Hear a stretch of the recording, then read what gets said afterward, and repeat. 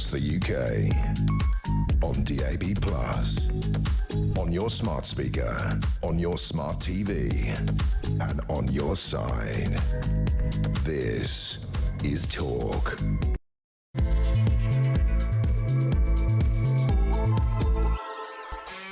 There you are. Good afternoon and welcome to Drive Time right here on Talk. I'm Kevin O'Sullivan and I'll be your host for 3 thrilling hours of news, views and topical debate all the way to 7 o'clock. Get on the show, get on the phone and call me on 03444991000. Lots to talk about today.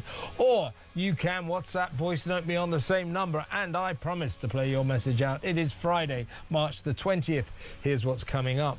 As the debate rages over the mass Islamic prayer session in Trafalgar Square, amid escalating fears over the Islamification of Britain, here's a question. Why are so many state schools all over the country closed today? Because it's the Muslim festival of Eid. The state religion is Christianity.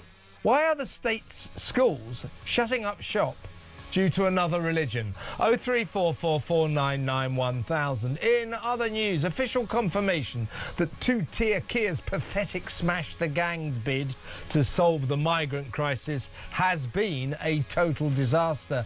The 200,000 a year chief of the Border Security Command, the crack multi-million-pound outfit that Starmer specifically set up to smash the gangs, has just quit after drowning in an ocean of total failure.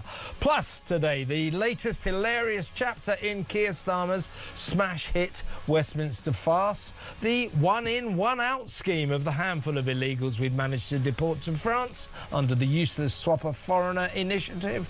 More and more are making their way back across the channel over the past fortnight alone. 4 one-in, one-outers have returned to the UK on lorries.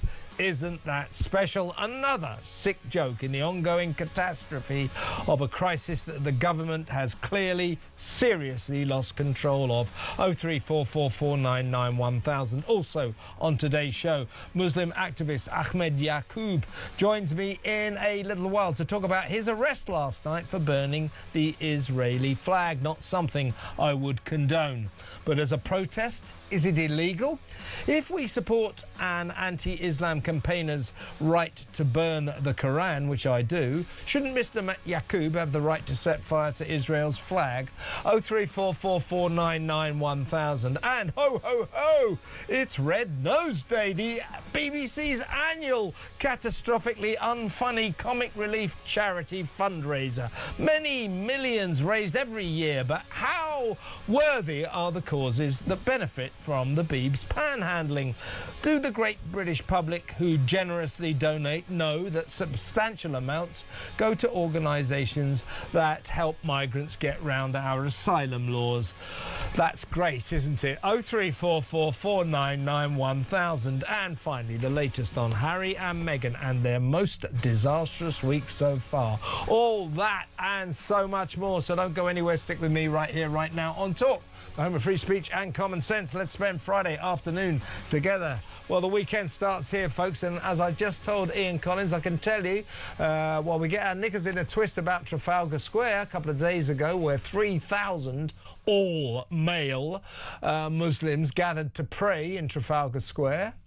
A lot of people saying that should be banned. A lot of people saying that was an act of religious aggression, that it was divisive and shouldn't be allowed. Right now, as we speak, there are 30,000 migrants in a Birmingham park doing just the same, having a mass prayer session to mark the end of Ramadan. It's Eve, it's their very sacred annual festival, I guess their equivalent of Christmas. And as I also just said, because of that, loads of British state schools all over the country, London, Bradford, Manchester, Lancashire, Yorkshire, you name it, all over the country, Birmingham especially, lots of schools there have done it. They're closed today for Eid, which is a Muslim festival. Well, these are state schools and the state religion is Christianity. Should they be closing for a different religion? What do you think? 03444991000. Let's go straight over to my first guest, the excellent senior fellow at the New Culture Forum, Philip Kisley. Hello, Philip. Oh, hi, Kev. It's great to see you. Good to have you on the show as always. Well, we need to talk about the chief of the Border Security Command. This is just broken. He was getting, this story is just broken. He's getting £200,000 a year to smash the gangs. Didn't smash a single gang over 2 years and has just sensationally quit. Apparently very disillusioned. Official confirmation that was just pathetic. The whole idea was pathetic. But I think we should first talk about what happened in Trafalgar Square the other day. But more to the point, as we all get our knickers in a twist about 3,000 blokes, no women, all praying in the central London 2 days ago to mark the end of Ramadan. Right now, 30,000 Muslims apparently are praying in a Birmingham park. So when people say this looks like a kind of takeover bid, an act of aggression, as far as if indeed it is the case that 30,000 Muslims are doing that right now in Birmingham, then we got a problem here, it seems to me. But why would you think, Philip, that today, all over the country, state schools are closed because of Eid? These are state schools. Our state religion, we're not a secular state, we have a state religion. It's Christianity, the Church of England. Why would state schools close for a different religion? Yeah, this is a really good question, isn't it? And it's the question we should be asking ourselves because it really defines who and what we are as a culture. You know, our common law is found on Christianity. Our sense of ethics, our sense of self is found on Christianity, even though we are, by and large, a fairly secular society. It feels as though Ramadan in particular has become the state religious festival. You can't, if you log on to Twitter or you go online at all, you can't move for MPs demonstrating their love for Eid, Ramadan, all the rest of it, you know. So there is a definite sense of something going on here. And it's the promotion of Islam for all sorts of reasons, whether it's political, whether it's cultural, whether it's appeasement, but it's also the disappearing of Christianity as well. So those two things are working side by side. So we're getting schools saying, oh, well, we shouldn't celebrate Easter because, well, it's actually a pagan ceremony, you know, and what we should do instead is celebrate migrants and refugees, and we'll do something like that because that's more inclusive. So we have these two kind of agendas going. One where we don't celebrate our own culture because it's exclusive and it isn't inclusive, but we're perfectly okay to celebrate Islam, which it seems to me is the most exclusive of all religions. Yeah. Now, I'm sorry, so just to finish the point, Kev, Yeah. because I think Go on. Carry on. Yeah. it goes back to this idea of 30,000 people in a park. I think that's unprecedented, possibly in our for a religion that isn't Christianity. That's one thing. The second thing is Trafalgar Square. It does feel as though it's a kind of occupation of space. Okay, and I think there is something political here. They will say it's not, but if you think about these mass prayers that have happened in the street, they often happen in rallies and marches. The last one I can think of that was massive was actually outside 10 Downing Street. So this is political. It's the political aspect of Islam, and it isn't the spiritual. That's my point. Exactly right. And, you know, when kids have to take the day off school, it can cause all sorts of problems for parents.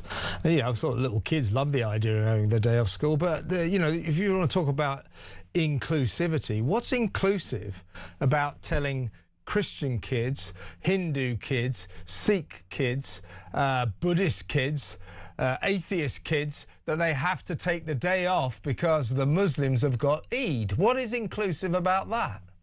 Yeah, there's nothing inclusive about that. If anything, it's kind of intimidating in a way because it's saying, look, we must respect this religion, which isn't yours, but we won't respect your religion. We'll problematize your religion. Okay, you can stay off school, and the kids aren't really going to take too much in at this stage in the game. But later on, they will think, and their parents will be thinking, look, my culture is being washed down the drain here. My own culture is being marginalized in my own country. So this is something that we've really got to think about, and we've got to discuss. The problem now, Kev, is that we will find it very hard to discuss Islam in any context with the new law around Islamophobia and anti-Muslim sentiment, because the minute you start talking about Islam, you are talking on a personal term, because they've made it anti-Muslim sentiment. And if you're talking in personal terms, then you risk hate crime. It's very, very difficult. This is the time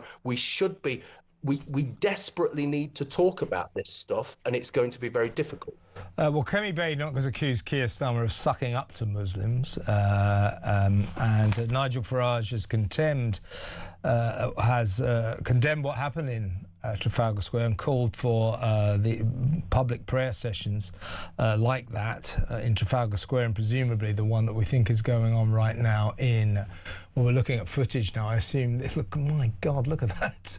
Well, hang on, just one thing there. No, that's this is to be fair, that's West Ham Park last year. But we understand there's so that's in London. We understand there's a very similar session going on in Birmingham right now with 30,000. These are massive demonstrations of some kind of, well, people say it's religious aggression. And that this is a kind of take-up. Don't forget, you know, Islam is a campaigning religion. It campaigns to become the religion of the world. It thinks that its way is the only way, and it is their mission to subvert all the other religions and take the world over. That is their aim. Yeah, so what we're seeing here, Trafalgar Square, Birmingham, those scenes that we just saw in West Ham last year, it seems to play into that, doesn't it? Yeah, there are two aspects to Islam, okay? There is the spiritual aspect, which people don't really have any problem with by and large, but there is also the political aspect as well, and both of those aspects are within the umbrella of Islam, and the political aspect is Islamism. It's essentially, it's conquering, it's expansionist.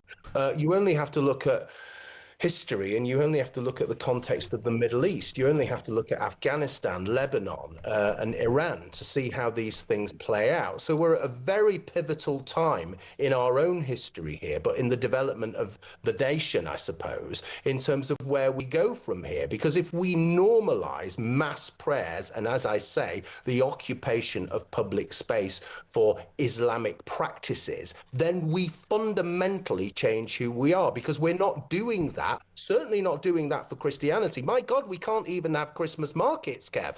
But we wouldn't be doing that for Judaism, Sikhism, Hinduism, and all of those religions. Imagine if we did, and this is my final point, imagine if we did with Judaism, if we allowed that to happen, imagine the security we'd have to have because of the Islamists. Yeah. That's the situation we're in. And we don't want idiots like Keir Starmer trying to shut this debate down by calling Nick Timothy, the shadow Justice Secretary, a racist, and this is racism and it's disgusting, he should be fired. He just said we should talk about this, and I think he's right, and I think this sort of thing has been going on for some years, almost unnoticed. It's time to discuss it seriously. Let's move on, because this has just broken. A very strong, sensational story, to be honest with you. Was it 2 years? The day, pretty much the day Keir Starmer took power, what was it, July the 5th, 2 years ago, he announced the setting up of the Border Security Command, which was to be this crack force that was going to smash the gangs and solve the migrant crisis. They then spent months trying to get someone to be the boss of this outfit. They couldn't find anyone because everybody knew it was a poison chalice, a mission doomed to fail.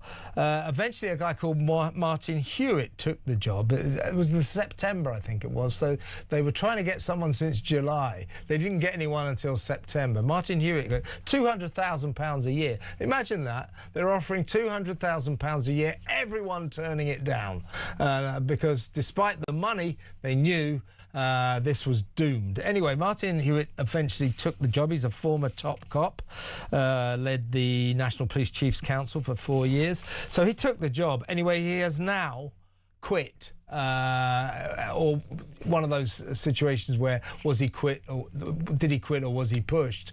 But apparently he became very, very disillusioned. This was the guy who almost day one of his regime stood up and says, if Keir Starmer and Yvette Cooper, Home Secretary as she was then, think they're going to solve the migrant crisis by smashing a few gangs, they got another thing coming. So that was not an auspicious start. Then Starmer kept giving them millions and millions and millions of pounds worth of high-tech surveillance equipment, cutting-edge drones to catch their... Here we are, what is it, 2.5 years on, not a single gang has been smashed, and the boss of the pathetic, pointless, totally ineffective Border Security Command has gone. There you have it. Official confirmation of utter failure on the migrant crisis front by this hopeless government.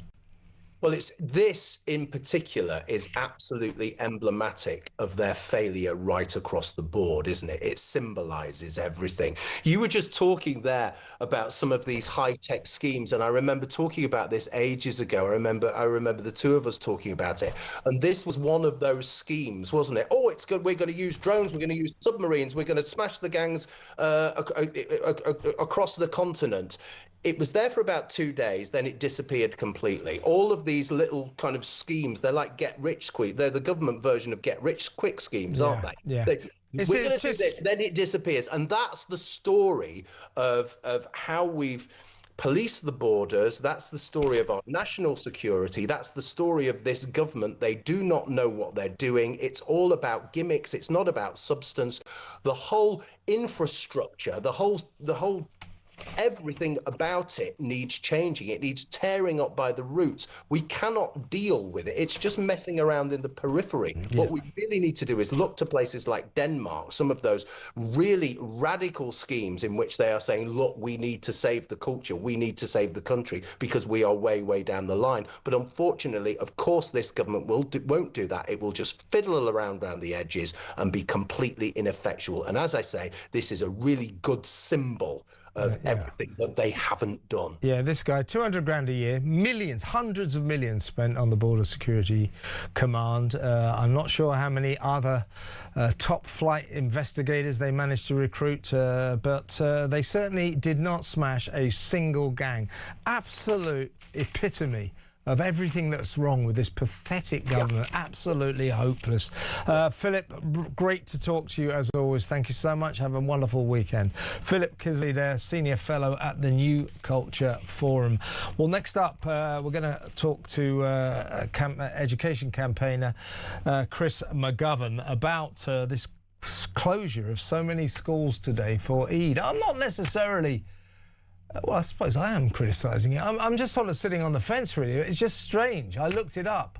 I saw something on Twitter saying, oh, my son's school's closed today because of Eid. So I sort of started fiddling around on Google and stuff. Yeah, there's loads of schools all over the country today are closed because of Eid. State schools. Well, the state religion is Christianity. Why are they closing for a different religion? We'll talk about that next. Stay tuned. 0344 499 1000. Back in a mo.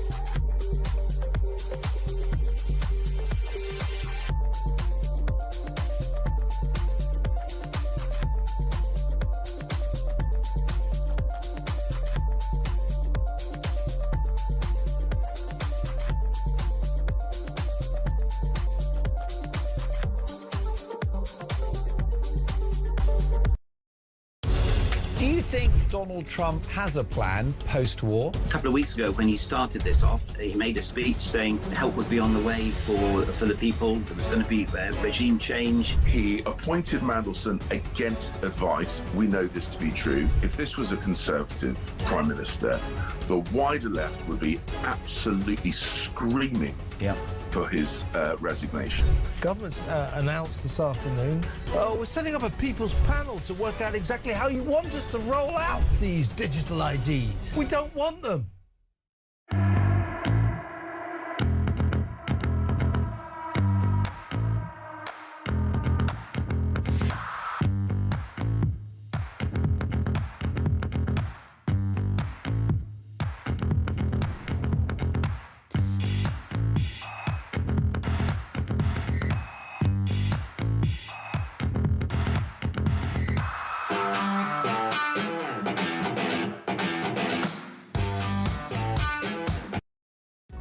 Across the UK, on DAB+, on your smart speaker, on your smart TV, and on your side. This is Talk. Let's go straight over to my next guest. He's the chairman of the Campaign for Real Education, Chris McGovern, former headmaster, former head teacher, I think you have to say now. Welcome, Chris. Hello there. Well, straight question. I was flicking through Twitter, or X, or whatever you call it these days, this morning, and I saw some dad had posted, bloody hell, my kids can't go to school today. It's going to be really awkward for me. It's because of Eid. So I started checking this out, and there are loads of schools all over the country, state schools. I could certainly say tens, but as far as it could be hundreds. I mean, in Bradford alone, I'm looking 1, 2, 3, 4, 5, 6. In Bradford alone, there are 6 schools. Birmingham, similar amounts. All over the country today. London, a fair few as well. State schools are closed because of the Muslim festival of Eid. All due respect to the Muslim festival of Eid, it's like their Christmas Day, the end of Ramadan. I hope they all have a nice time. But why are British state schools closing because of the Muslim religion when our state religion is Christianity? So why are British state schools closing because of a different religion to our state religion? What's your feeling about this? It's a bit odd, isn't it? Yeah, I can see, Kevin, why people would be alarmed about what they would consider to be a further sort of dilution of our Christian identity. But to have a sense of perspective, about 24,000 schools, several dozen have closed today. Some of those actually will close because they will say it's an in-service training day for teachers. So they use that day to allow children to celebrate the end of Eid. But, you know, really, we've got to understand the reality is we no longer live in England of India Blyton and Father Brown. The world has changed. England has changed. With regard to our identity, and I think this is what people will be concerned about, our Christian identity, there are bigger problems. I mean, for example, with regard to Islam, look, it's an important part of our society. About 7% of our people are Islamic. But if you look at the national curriculum for history, which I actually helped to write, I advised Michael Gove, and I was a dissenting voice. In that, you know, you have to teach Islamic history. It's one of the compulsory topics in primary schools, but you don't have to teach any specific event from British history. So you don't have to teach Winston Churchill or World War I or World War II or Nelson or Henry VIII. That's not compulsory, but it is compulsory to teach either West African history or Islamic history or Central American history. That's extraordinary. That's extraordinary, Chris. That's extraordinary, isn't it? It's extraordinary, and it's the way we live today. You know, the politicians have lost faith in this country. I don't really look as a head teacher. I wouldn't have closed the school for Eid. I was head of a Catholic school, so perhaps that would be normal. There'd be quite a few Jewish parents and Muslim parents as well. I wouldn't have done that. But I wouldn't overstate I wouldn't really be too concerned about schools today saying, look, we're going to close for the day, because they've still got to do 190 days. They're still going to be open for 190 days. They'll still do the same amount of teaching across the year. I mean, it's not the sort of technical practicality of it that I think, you know, is worrying. It's the sort of principle of it. That, you know, the state religion of this country is Christianity, Church of England. So if you want to closes down schools for Christian festivals, that makes sense. But just to take another random religion and say, well, that's okay, you can close it down, seems to me a bit strange. Now, you can say, well, a lot of these areas, particularly in places like Bradford and Birmingham, probably these schools have a very high population of Muslim pupils. Fair enough. But it is not inclusive, is it? Because they'll buzz, this is all about inclusivity. It isn't inclusive to Christian kids, to Buddhist kids, to Hindu kids, Sikh kids, atheist kids, to be ordered to take the day off for a religion that is not our state religion. There's something wrong here, I think, Chris. Well, we have across the country about 210 Muslim schools, but only 30 of those, Kevin, are actually state Muslim schools. My own view is that we should let schools decide on this. Now, look, I fully respect your point of view, and I think to some extent I share it. We are all concerned about the loss of our Christian heritage and our Christian identity, but ultimately these matters do have to be decided. Look, I was born and brought up in Ladywood, which is one of the most Muslim constituencies now in the country. And of course, when I was born up in the 50s, it was far from that. We have to tolerate, but we must also be cautious that we don't give so much away about our own culture. And what the problem is here, of course, we're even renaming Christmas because it might upset other religions. That's nonsense. So we have to defend our own religion, but respect others too. Well, not so much as a education campaigner, former head teacher, a citizen of this country. What we saw in Trafalgar Square a couple of days ago, 3,000 men, all Muslim praying. We gather there are 30,000 Muslim guys at the moment doing the same in a Birmingham park. And then you're telling me that it's the law that Islamic history has to be taught in our schools. As a citizen of this country, do you share my concern? I think a lot of people's concern that perhaps we do have an Islamification problem here in Britain. I share your concern. There is a real problem here. But let me tell you, the politicians do need to get involved. I personally wouldn't allow the prayer meeting in Trafalgar Square or these mass meetings. Leave that to a mosque. But you know what's going to happen here, Kevin? People are going to be scared. They're going to be frightened by this. And they're going to vote for Mussolini or the equivalent. They're going to go more and more to the right. So you're going to achieve the exact opposite. You want a tolerant society where we respect each other. No, you're going to get Mussolini because you're flaunting one religion and it's going to make other people afraid. So if you want to support the far right, keep having the prayer meetings in Trafalgar Square. So what you're saying, Chris, is we have a choice of Muslim Britain or Mussolini's Britain, which is no choice at all. Yeah, this is what we're getting. Yeah, this is where we're going. And we do need leadership from our politicians. And most of all, we need leadership from our Prime Minister and our Education Secretary. We're not really getting it. But look, I wouldn't stop schools from closing for Eid as long as they teach 190 days. I would respect head teachers to make that decision. But I share your concern. We must not attack our own religion. We must not allow others to promote one religion over the Christian religion. Absolutely. I mean, I was about to say it's the thin end of the wedge, but I think the problem is it's not the thin end of the wedge. We're certainly halfway up the wedge, if not further. Chris, it's fantastic to talk to you. Thank you for coming on. Chris McGovern there, chairman of the Campaign for Real Education, former head teacher. What do you think, folks? Should Christian state schools be closing for Eid? 03444991000. And by the way, let me know what you thought about what happened in Trafalgar Square the other day. 3,000 blokes, no women, all praying away on prayer mats. What's his name was there? Sadiq Khan, the London mayor. And we gather 30,000 more Muslims are doing the same right now in a Birmingham park. This is a very special time of year for them, in fairness. This is like Christmas for Muslims, for the Islamic faith. It's the end of Ramadan, it's Eid. So, it's a very special time of year for them. But 30,000 people, 3,000? When Nick Timothy, the Shadow Justice Secretary, says it feels like a kind of act of religious aggression, a kind of act of division, a statement, this is our territory. I mean, I can't help having some sympathy for what he says. Certainly shouldn't be shouted down by that idiot Prime Minister of ours. If it was me, I would sack him now. Why? It's well worth talking about, Keir. It really is. Please don't shut down free speech.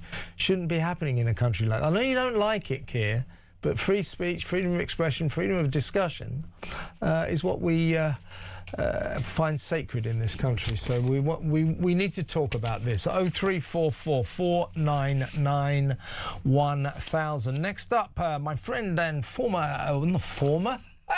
current talk presenter, well, he is, and then he came back. So current talk presenter Mark Donan will join me. We're going to talk about a rather disturbing side of tonight's annual charity jamboree on the BBC, the badly named, inaccurately named Comic Relief. It's not very funny, I'll tell you that. Red Nose Day, Lenny Henry and all that. I think he might have stepped down these days, but so for about 12 hours or something tonight on the BBC, there'll be panhandling. Give me the money for good causes. Come on, come on, come on. Go on, ride a bicycle from John O'Groats to Land's End. Raise money. Yeah, yeah, yeah, yeah. Okay, fine, you know. But a lot of you're not going to like some of the causes that they've been given to. You know, like asylum seekers, helping asylum seekers fight the British authorities to stay in this country. That's what your money is going to, or has been going to. We'll talk to Mark about that next. Stay tuned.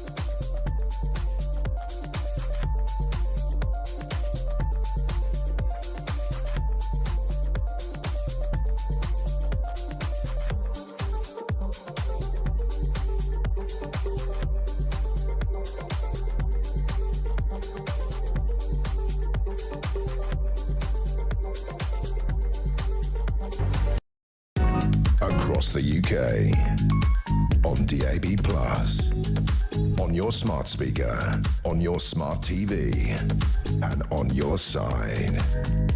This is Talk. Well, that's not good. We're going to talk to Mark Donan now, but before we do go over to Mark, don't forget to give us a call. We're discussing whether or not schools should be closing for Eid. We're discussing what you thought about Trafalgar Square the other day, and what you think about the fact that we understand there are 30,000 Muslims currently praying in a Birmingham park. Very special time of year for Muslims, for the Islamic faith. It's Eid, the end of Ramadan.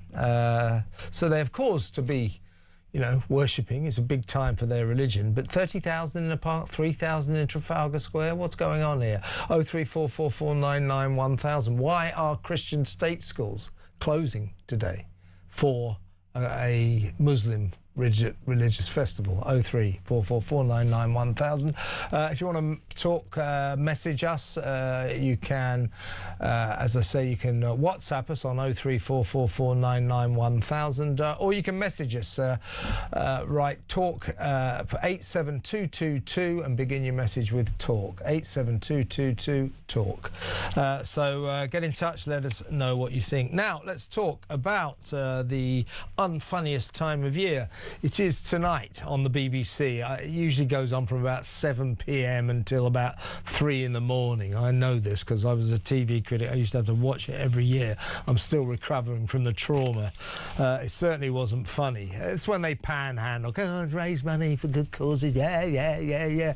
Don't know why the BBC decided to appoint itself the Britain's top charity fundraiser, but it did, and it promotes all its own programmes all along the way. Lots of celebrities from TV shows, BBC shows come on, and Virtue Signal, all that. But let's get Mark on and run through some of where the money has been going. So welcome to current talk presenter who will be on breakfast tomorrow morning at 6 a.m, Mark Dolan. Welcome, Mark. Kevin, it's so good to see you. I thought I'd been fired, and can I also say... Can I just I'll give you a call later about that if you... Yeah. It's always on a Friday afternoon, isn't it? Kevin, by the way, I'm also very put out because I shouldn't be working at the moment, trying to celebrate Eid. You know, I'm off to Trafalgar Square later with my prayer mat. Well, why don't you head up to Birmingham, where we understand there are 30,000 Muslims praying in a park at the moment, so you'll be among friends up there. But let's talk about comic relief, if you don't mind, Mark. Look, you know, I'd fine, you know, raise money for worthy causes. In the past, these worthy causes have included £340,000 for an organisation called Bail for Immigration Detainees. So these are asylum seekers who got kind of nicked when they arrived. So this is a charity that provides them with bail money. £200,000 to Detention Action, which is a similar kind of organisation. And here's a good one, £2,254,267 to Refugee Action, which provides activist packs on its website. There are calls because of this to boycott comic relief. I don't think that the generous Great British public donators who give their money to this charity fundraising drive organised by the BBC realise that substantial amounts of their money are going to left-wing organisations that try to help people who break into our country illegally fight the authorities in Great Britain. I don't think people know that, do you? That's exactly right. And it's amazing that the BBC are culpable in effectively sponsoring illegal immigration. As you suggested, Kevin, if you enter the country illegally, you've broken the law. We don't know who these people are. And yet when we dig into our pockets, and you know as well as I do, the extent to which our viewers and listeners are struggling with the cost of living, they've got to find an extra 10 or 20 quid to give to, comic relief. They think they're doing a good thing, and they're not. What they're doing is essentially feeding the monster of the boat crossings and of illegal immigration. This isn't charity, Kevin. This is activism. Yes. And I think the whole charity sector is a complete sham these days because, you know, back in the day, you'd give money to a charity that went straight to, you know, the cause, starving kids in Ethiopia, that kind of thing. But these days, these charities, they've got expensive, big sort of central London headquarters, they've got HR departments, they've got chief executives on hundreds of thousands of pounds. And it looks like comic relief is no different. And it's such a shame, Kevin, because I think you'll agree, back in the day, it was a great charity, it was a great cause, and it was a great TV show. It featured people like Griff Rhys-Jones Ricky Gervais, genuinely funny. Yeah, it had its. talented I got to people. say, Mike, French and Saunders before they went woke. it had its moments. I was a TV critic. I had to watch it every year, 7 hours of it or something. It had highlights. Little Britain. Trust me, it was mostly dreadful, mostly very boring, and also an extended promotion of BBC programmes. You didn't get anybody on from Coronation Street saying, watch Corrie next week. It was always EastEnders. It's on the BBC. But I should stress, Mark, this is a spokesman for Comic Relief has told us. Oh, here we go. Comic Relief does not currently fund bail for immigration detainees. Listen to this, by the way, between May 2016 to August 2023, Comic Relief funded bail for immigration detainees with a grant totalling a mere £420,000, nearly £500,000. The grant was used to support bail for immigration detainees cases, work and outreach, whatever that means. No further funding since August 2023. But I looked up literally an hour ago Comic Relief beneficiaries. So there's a list of perfectly decent causes, children and young people, safe housing and homelessness, mental health and all that. But at the bottom of the list, that still get a load of money from big-hearted, generous donators, the great British public, through Comic Relief, is this. Refugees and asylum seekers providing services for people displaced by conflict, including refugee action. So money is going to asylum seekers if they're detained. It's to help them fight the British authorities to say, this is where Comic Relief money, not all of it, of course, but substantial amounts are going towards asylum seekers. Kevin, that's wrong, isn't it? Illegal immigration is provably dangerous because we don't know who these people are. They dump their phones and documents in the sea. A percentage of them have suspected terror links. A percentage will go and harm members of the public. So the BBC are providing a platform for the sponsorship of a charity that is encouraging the boats, encouraging illegal immigration. So therefore, you've got a national state broadcaster and a flagship charity that is working against the interests of the British people. And we are paying for the privilege by donating. And that's why I think you should donate to charity tonight, but not Comic Relief.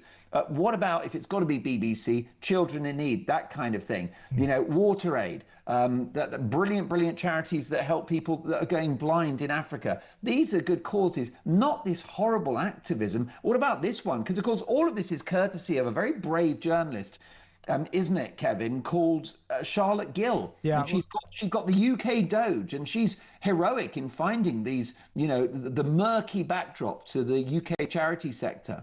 Yeah, actually, we tried to get Charlotte Gill on, Mark, but she didn't respond. So, in desperation, no, I'm joking. No, she's a shadowy figure. I think that the problem is she's a marked woman. She's not safe to walk the streets because she points out, Kevin, that £250,000 of British donations to Comic Relief, £250,000 have gone to eradicating the homelessness of LGBTQI asylum seekers. This is it. By 2030. This is the whole problem, that too much of Comic Relief money, people, the great British public who generously donate to tonight's panhandling charity drive, with the best of intentions, do not realise that substantial sums go to classic left-wing BBC-type organisations, the kind of organisations that the BBC would support, helping asylum seekers stay in Britain after they've broken into the country, LGBTQ causes, all that sort of thing. How many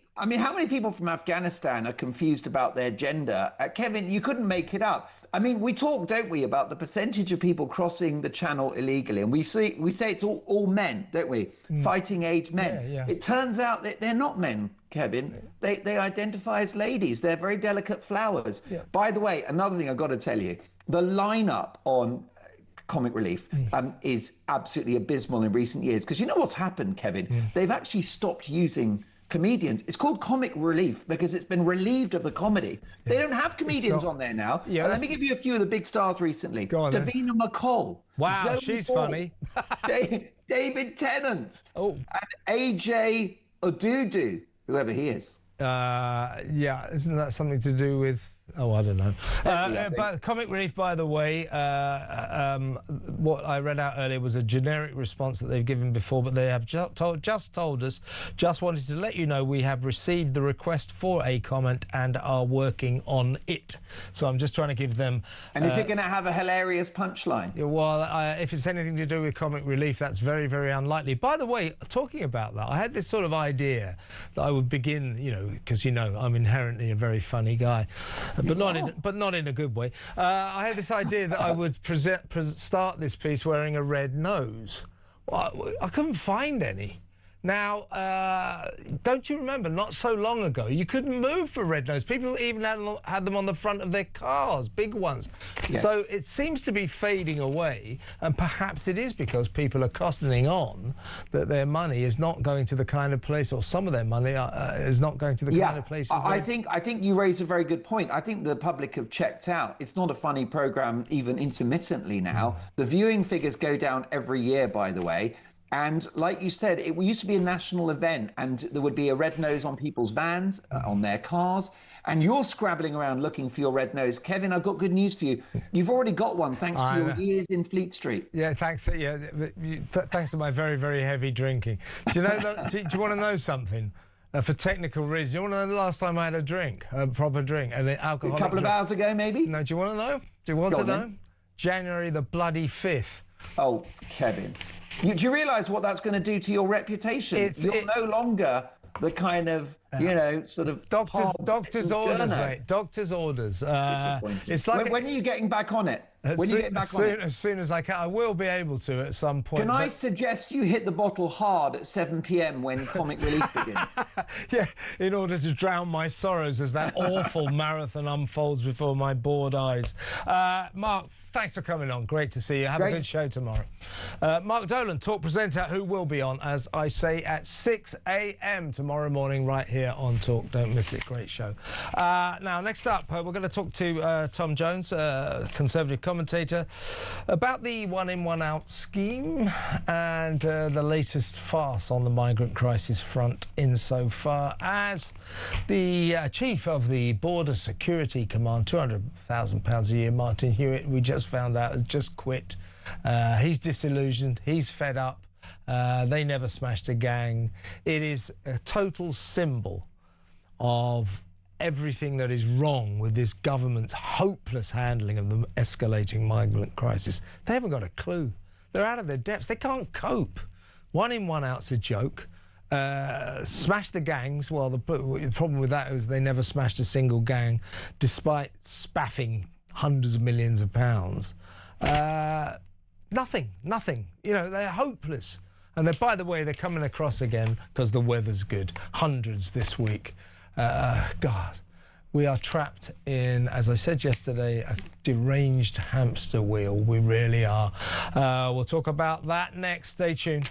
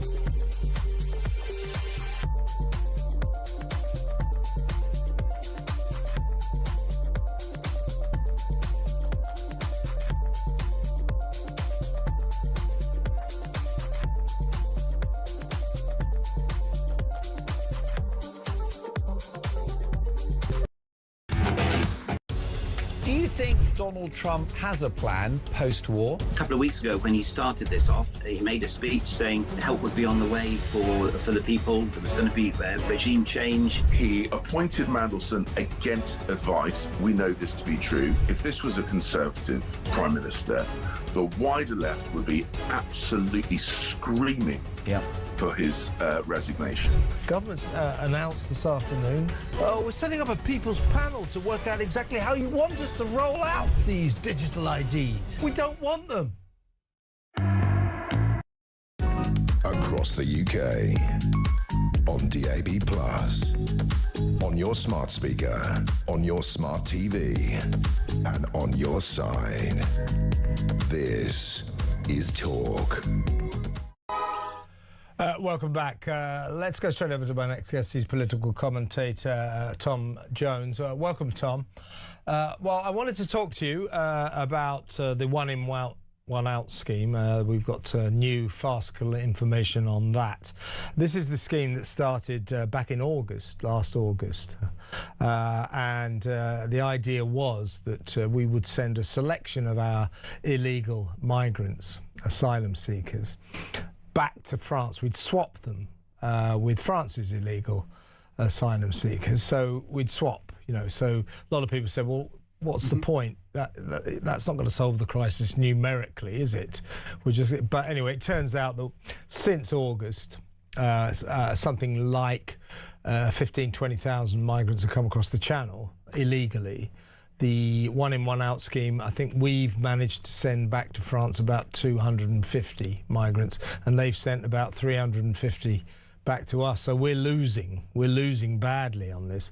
Anyway, it turns out now that these one-in, one-out migrants, more and more of them that we send back to France expensively, are just sneaking back into Britain. And it turns out that over the past fortnight, 2 weeks, 4 of them have come back on the back of lorries. So they're coming back at a rate of knots, which makes this even more farcical. So that never detained anyone, and it's a sick joke. It's just pathetic. It's a waste of space, a lot of money being completely chucked down the drain. And now we've learned, literally a couple of hours ago, that the Smash the Gangs initiative, the other great plan of our dear leader Keir Starmer to solve the migrant crisis, Smash the Gangs, remember that? He hired a guy called Martin Hewitt, a former copper, for £200,000 a year. To run this crack border security command, which was literally given about £200 million worth of state-of-the-art, cutting-edge, high-tech surveillance equipment, drones. I think he was supposed to be recruiting lots and lots of officers. I don't know if he ever did. Anyway, he's just quit.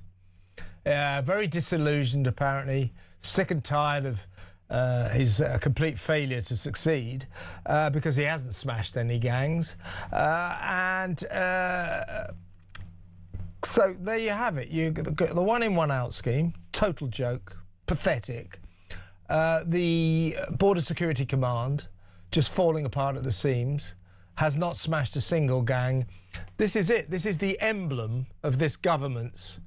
That's the two-pronged emblem of this government's attempts to solve the migrant crisis. You have to laugh or you'd weep, wouldn't you? Well, I was about to say, happy Friday. Talk about comic relief. To come into the numbers, I think 380 small boat migrants have been returned to France. That's it's just about 2% of the migrants who have come in since the one-in, one-out treaty came into effect. I think the interesting question would be the migrants who've gone out and the replacement migrants have already come back in. If the migrants that we've sent out come back in, do France get to send more migrants back over so we can send the migrants that we already sent over who came back in? Maybe the ones that are coming back on the lorries or smuggling themselves, a lot of them have come back on the small boats as well. Maybe we could pick them again and say, could you take part in the one in, one out scheme again because you've got experience of it. You know the ropes. Perhaps we could give them a survey about their experience of the programme. Yeah. I mean, and to come on to Mr. Hewitt.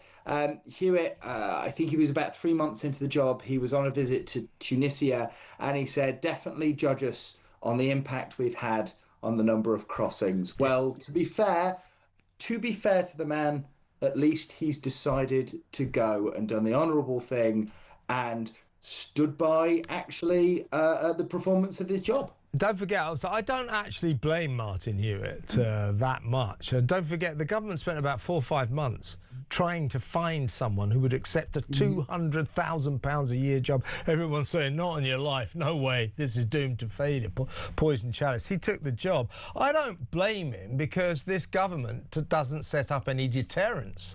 We've only got enticements, so people are going to keep coming across the channel. We deport these people on the one in, one out scheme. They get back to France and say, I think I'll go back and get myself a 4-star hotel and benefits and free doctors and dentists like they give you in Britain. So they're coming back. I don't blame Hewitt because the government did not give him the infrastructure to tackle this crisis properly. As we speak, by the way, yesterday or 2 days ago, Martin, 262 migrants, Tom, 262 migrants crossed the channel illegally, and yesterday 144. So they're coming across now. The weather's good. Great, isn't it? It's absolutely fantastic. And one of the things we're seeing as well is actually these crossings are now not just coming from France. They're actually coming from Belgium now. Well, the geographical spread is spreading away, and that's going to be a real problem because the Belgians have a right-wing government now that is actually cracking down on migration, and that's going to push even more people into the channel and off to our shores. It's a joke, as you say. It's comic relief. At least you'd have to laugh at Starmer and his pathetic efforts, otherwise you'd cry. Tom, really good to talk to you. Thanks so much. Tom Jones there. Emma Trimble after the 5 o'clock news. You don't want to miss that. Stay tuned.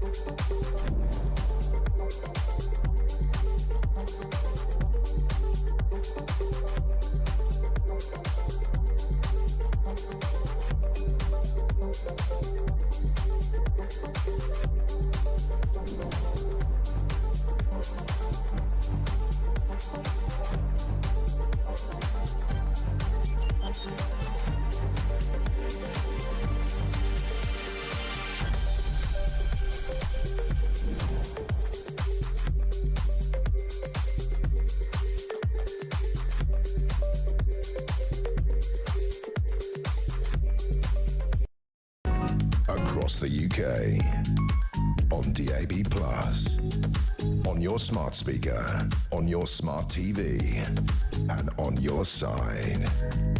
This is Talk.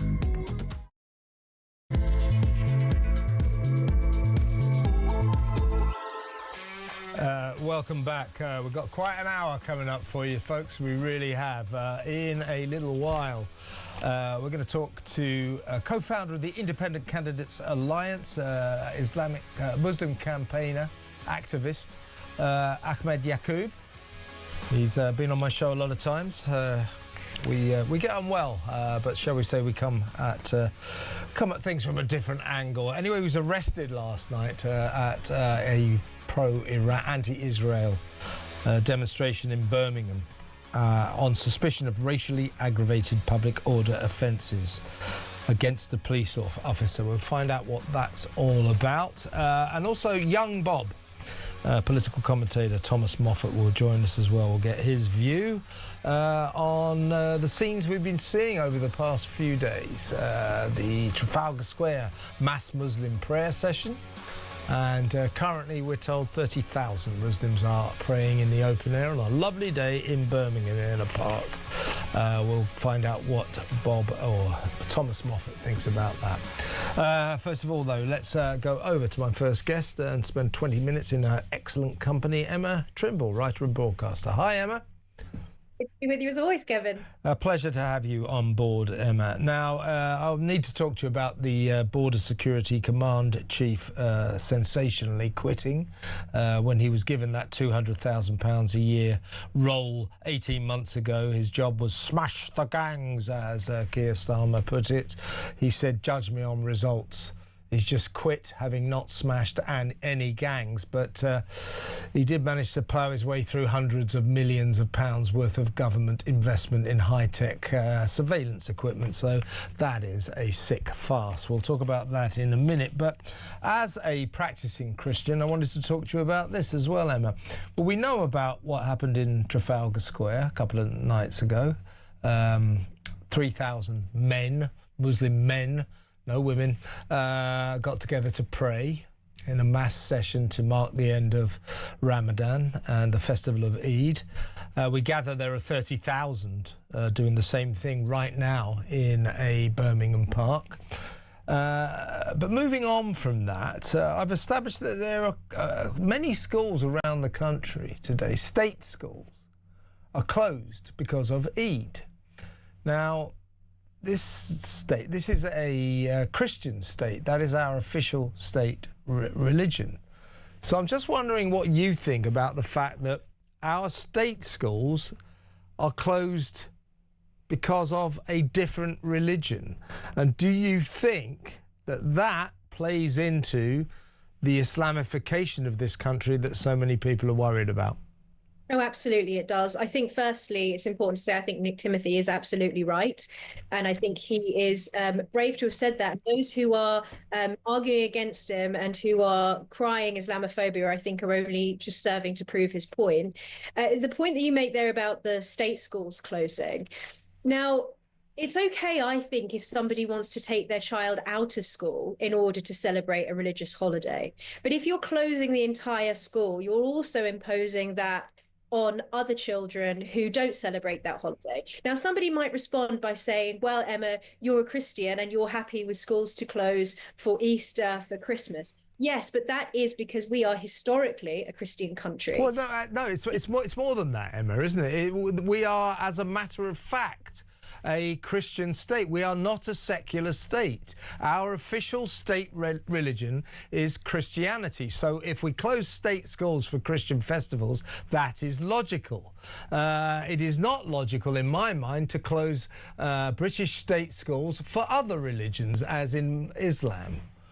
Well, I think we need to be more forthright about this. So you're right in saying that we are still a Christian country, even if we don't have a majority of, even if it were the case that a very low minority of people actually were practicing Christians, because of the way that history has shaped our state, we are still a Christian country. Even in the secular liberal sense, all of that comes from Christianity. You wouldn't have any of the rights and freedoms that we have in this country if it wasn't for Christianity. You wouldn't even have the freedom of religion that other religions enjoy, because if you look at other states, particularly Muslim states, you simply do not have that kind of freedom there.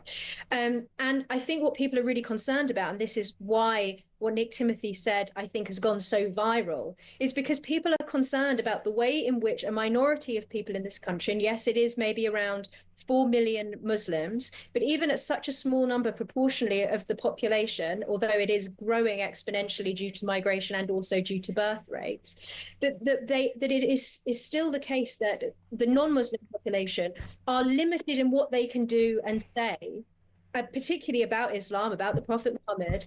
All you have to do is look at the recent story of how children in school, there were the advice in primary schools that children shouldn't be drawing pictures of human figures or of Jesus because that's offensive in Islam, that they shouldn't be receiving musical lessons with musical instruments that are considered haram. The sorts of things that you're allowed to say and do and teach is being affected by the fact that Islam it forces its sensitivities on non-Muslims and on the rest of society more broadly. So when you see these mass acts of public prayer, when you hear the adhan, the call to prayer being chanted, which is a repudiation of other religions. Yeah, it is. Yeah, it's a statement of the superiority of Islam, isn't it? Yeah, precisely, and it's trying to conform not only us non-Muslims, but also our public space.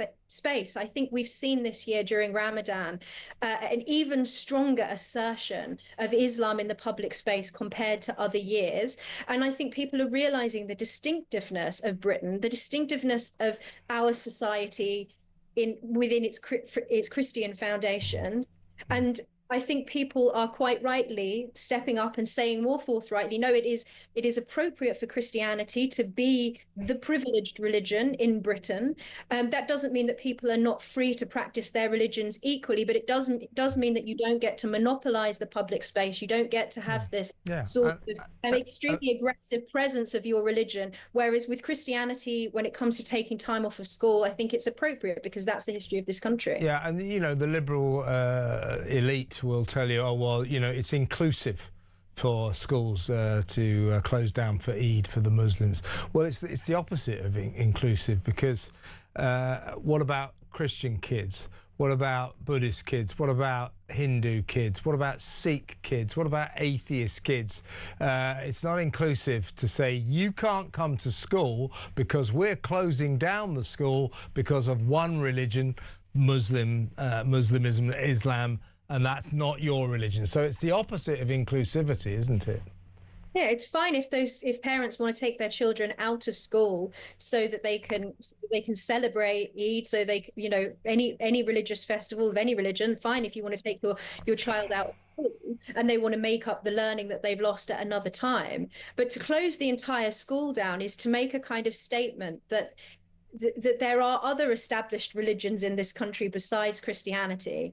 And I think that that's to our detriment. As I say, the freedoms and the liberties that we have in Britain have Christian foundations. You do not get that in other countries. You don't get that in Muslim countries in particular. And what we're seeing now, and we saw this in Gorton and Denton as well, is this rising sectarianism. You're seeing the increasing influence of Islam in our politics. And as is predicted in Matt Goodwin's new book, The Suicide of a Nation, that we're on track for Islam becoming the dominant religion in Britain. As that happens, and as Islam becomes more influential in our politics and in our public spaces, our ability to express ourselves freely and to enjoy our liberties are going to ebb away. They are going to be undermined. And I think that the way to secure that is to stand confidently in favor of our Christian heritage, in favor of our liberties, but within reason. Yeah. I mean, freedom to pursue your religion is very important in a Western democracy. But as you say, Emma, this is an official. It's not a secular country. We have an official state religion. It's only logical that our public holidays are woven around that state religion. It is not logical to effectively declare public holidays, school holidays, weaving those around a non-state religion, as in Islam. Let's move on, if you don't mind. Lots to talk about, but I haven't broached this one yet today. I want to get your thoughts on it. I think it's a bit of a jaw dropper, to be honest with you. One of those things that makes you so furious about virtue signalling, halo polishing Westminster politicians in all their liberal lack of glory. Yvette Cooper, the Foreign Secretary, has revealed that over the next 3 years, this country will be handing £6 billion worth of taxpayers' money to foreign countries for international climate projects. So green claptrap around in foreign countries, £6 billion.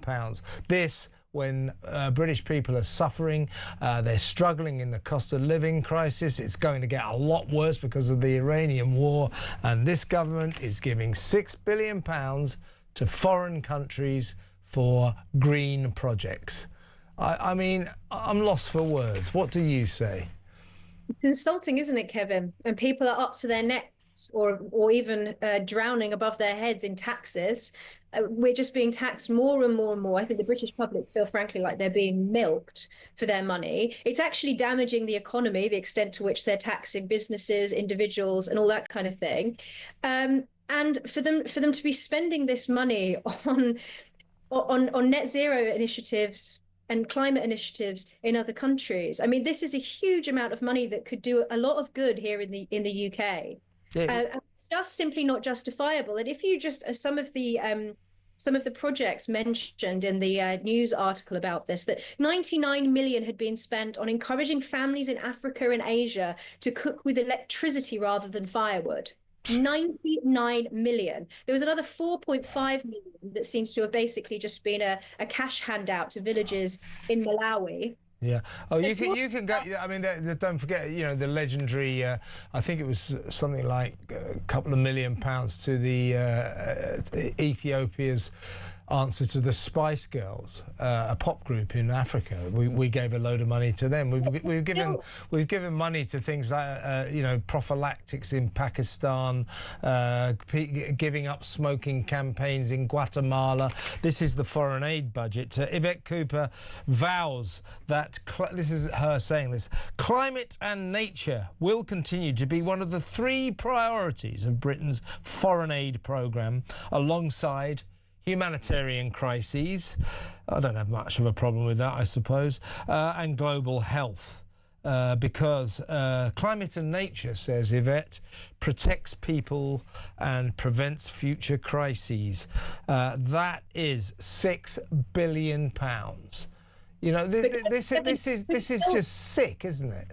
We're still giving money to G20 countries. I mean, she said that we're phasing out funding G20 countries like China and India. Phasing out. We should be cutting the money off immediately. We don't need to be spending any money to China or India.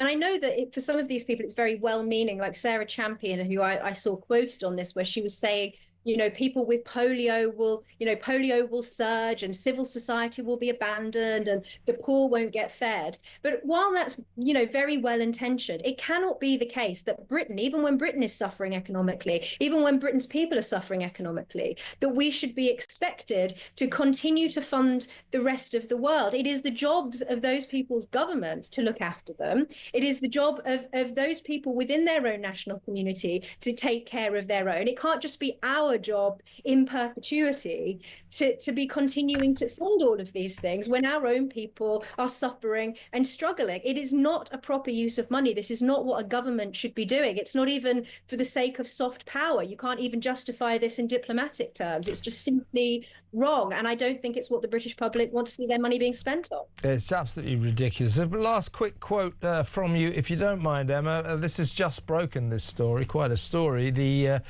Chief of Keir Starmer's crack border security command, a guy called Martin Hewitt, who, if you recall, about 18 months ago, Keir Starmer said, I'm going to set up this amazing crack outfit that's going to smash the gangs, and that will solve the migrant crisis. This was he said this almost on the first day. They took a long time to find anyone because everybody knew this was a hiding to nothing, a poison chalice, and this was going to be impossible. But eventually this guy Martin Hewitt took the job. £200,000 a year, former copper.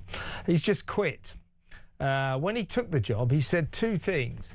He said, well, if the government think that just smashing the gangs will solve the migrant crisis, they've got another thing coming. I don't think that went down too well at number 10 Downing Street. And then he said, people said, well, you know, 200 grand, millions of pounds investment in your crack border security command, it's a lot of money. He said, judge me on results. Well, here we are, 18 months on, not a single gang smashed. He's just quit, apparently very disillusioned. They're talking about replacing him. But this is just an emblem, isn't it, of exactly how pathetic this government is in dealing with the migrant crisis. It's farcical. Yes, and judge him on his results, we will indeed. Yeah. Just have to look at what's happened this year. I know in your previous segment you mentioned more people will be coming over due to the improvement in the weather. I think they are coming over as we speak. Was it around 3,000, 4,000 people who've already come this year? It's getting on for 4,000 already. Tom Jones, who you were talking to beforehand, mentioned that people are now coming from Belgium. Yeah. The situation is completely out of control. This government has no idea how many illegal migrants are actually here. We talk about the people who actually come on these small boats and then claim asylum, but how many of them just disappear into the country? And we've seen in the news as well that they haven't been able to keep track of the Afghans who have come on the Afghan resettlement scheme either. This government is completely incompetent and it's putting the British people at risk. The fact that this guy has resigned, sure. I mean, who thought that he was actually going to be able to do the job? Because this government is just simply not willing to do what it needs to take, to do what it's going to take in order to actually protect our borders and to protect the British people. This situation is, I think, cannot emphasize it enough, an emergency situation, and we need to be doing absolutely everything within our power to stop it, because this is telling the rest of the world that Britain are mugs. You can come here, you can walk all over us. And for those people who have already come here, the message that sends is that you don't have to respect us. If you come here illegally, we'll put you up in a nice hotel. If you leave, you'll simply, as you mentioned in the previous segment, if you're deported, you'll just come back in any way. If you're prosecuted in France, as we saw in another recent story, guy was prosecuted, spent some time in prison, was given a ban from France, and what did he do? He just came back. Yeah. I mean, they're coming back. The one in, one out migrants are coming back in their droves as we speak. 4 over the last fortnight have come back in lorries. So the whole thing is just a complete uber shambles. It's unbelievable. Emma, excellent to talk to you. Have a lovely weekend. We'll get you on again very soon. That's Emma Trimble, writer and broadcaster. Next up, Ahmed Yaqub, co-founder of the Independent Candidates Alliance up in Birmingham. He was arrested last night on suspicion of racially aggravated public order offences against a police officer. He has not been charged. We'll get his story. He was taking part in an anti-Israel demonstration, which in this country he's got every right to do. Let's talk to Ahmed Yaqub after these messages. Stay tuned.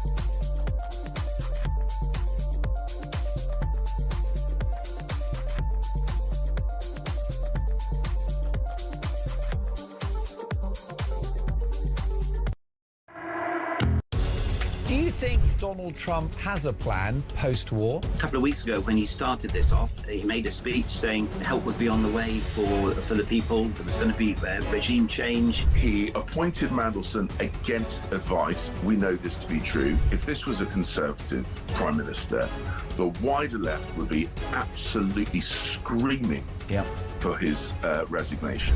Government's announced this afternoon, we're setting up a people's panel to work out exactly how you want us to roll out these digital IDs. We don't want them.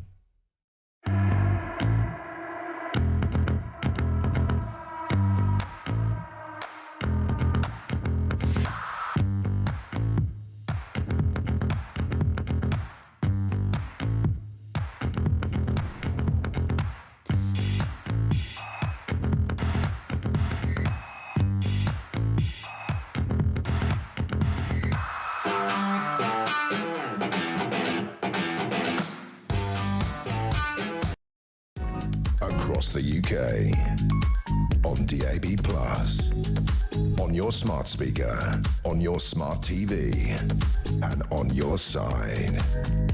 This is Talk.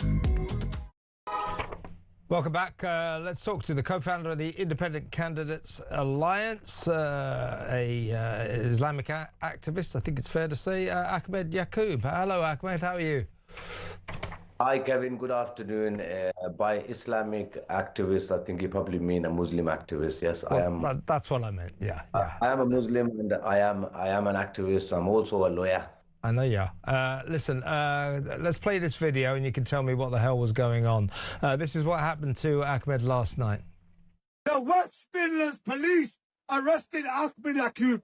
They arrested him deliberately outside here because they are succumbing to the Zionist pressure. They knew where he works. They knew where he lives when they chose here to arrest him. But remember something. There is not only one Ahmed Yaqub. There are hundreds of Ahmed Yaqub. Ahmed Yaqub is a very bar police station. We will, after this, go immediately outside Perry Bar. West Midlands police need to realise you are not dealing with your normal types of individual. Look at these barbaric people blasting their music on Chandra, on the most sacred day in Islam. These are the people who are isolated Muslims. We will stand by Ahmed Yaqub. And remember, there's not only one Ahmed Yaqub, there are hundreds of us. Free, free, free, free. Well, sorry that happened to you, Ahmed.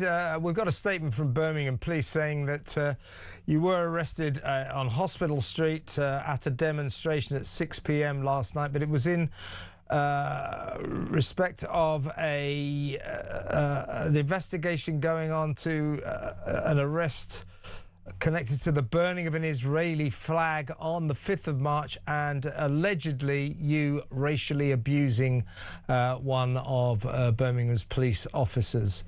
Now, I mean, if you burnt did you burn the Israeli flag? Because my point about that would be is if you're involved in a protest, I mean, I wouldn't agree with that gesture, but I think you should have the legal right to do it. I believe that if somebody wants to demonstrate against Islam, they have the right to burn the Quran. As such, I also believe you had the right to burn the Israeli flag. What are your thoughts on that? Exactly what you said, Kevin.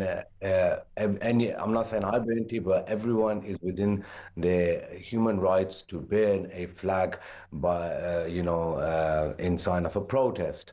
And a flag was burnt a few weeks ago in a protest, and I got called in for that for an interview last week. I think yes, last week I got called in for an interview there at Bournemouth Lane Police Station. I attended the interview.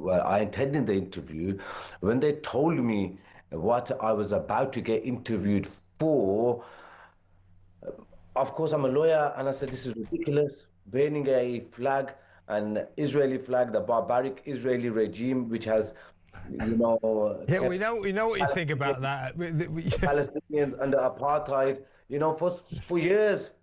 That's another story why we're against Israel. No, I mean we understand why you were doing it. You don't have to sort of reel out That's fine, what yeah. you're feeling. So, What I'm saying is you have a right to your opinions, and in my view, you have a right in a protest, just as I believe. An anti-Islam demonstrator would have a right to burn the Quran. You have the right to burn the Israeli flag. When you ban the Quran, then it is a religious and a racially aggravated offence. Which is what you've been accused of. Which is what the police. Which is what the police are investigating for you. That's the irony. People who ban the Quran do not get questioned for religious or racially aggravated. Well, that's not technically true, is it? Because a Turkish guy... I did get arrested. I did get interviewed for that last week. And when I went into the police station, I told them this is ridiculous, and I refused to be interviewed. And they had a chance to basically arrest me because I attended voluntarily. They phoned me. Sorry, 2 police officers attended my home address. And then I got in touch with them. I was on a home, and I arranged to go in. What did you say to the fact that they're investigating you on suspicion of racially abusing a Birmingham? I'm going to come on to that. It's all interlinked, you see. Okay, go on then. So, go on to it now. Okay, I'll go on to it. So when the police officers came to see me last week, I told them I will come and speak to them on the Sunday. They came on a Saturday. So I arranged for my interview to be at 2 p.m. on the Sunday. I don't know the date, but it was before the 10th, or slightly after the 10th. Yeah, it was after the 10th. Then what happened is, I went into the police station and I said, look, I can't be interviewed. I gave them what I had to give them in terms of speaking to them or statement, and I left because they had no grounds to really interview me or arrest me. I left the police station. It wasn't a crime what I did. I know, I'm a lawyer. But when I got to that, there was a protest I attended last Sunday. When I got to that protest, having already arranged for a voluntary interview to take place at Bourneville Lane, officers come rushing towards me and said, there's a warrant out for your arrest. And I said, no, there's not. I'm not wanted because I've already arranged to go in voluntarily and do an interview. So then I did my interview, I came out. Then this incident took place allegedly on the 10th of March. I got arrested on the 18th of March at the protest last night. Yeah, sure. And when tell me what was the protest about last night? Last night was a counter-protest against the Israeli-backed Iranians who have been coming and protesting outside a mosque and playing loud music and in Persian, insulting the Prophet and insulting the Quran and saying all sorts. See, if they want to be away from the mosque... Yeah, but you're a lawyer. You do understand it's not illegal to insult the Quran and the Prophet. I didn't say it was illegal. Okay, so why were you... Like I have gone through now a few interviews regarding this. If I had gone outside a synagogue and did a protest outside there... I understand. So you would... I know I would be arrested. Yeah, I understand what you're saying. I understand what you're saying. So higher powers are involved. This is what you need to be this is what you need to understand. Higher powers are involved here. And I will get to the bottom of it. I'm a lawyer. Yeah. They ain't dealing with someone off the street here. They're dealing with a lawyer. So then I go in. They arrested me at the scene. First of all, there has to be reasonable suspicion or evidence to arrest somebody in the UK.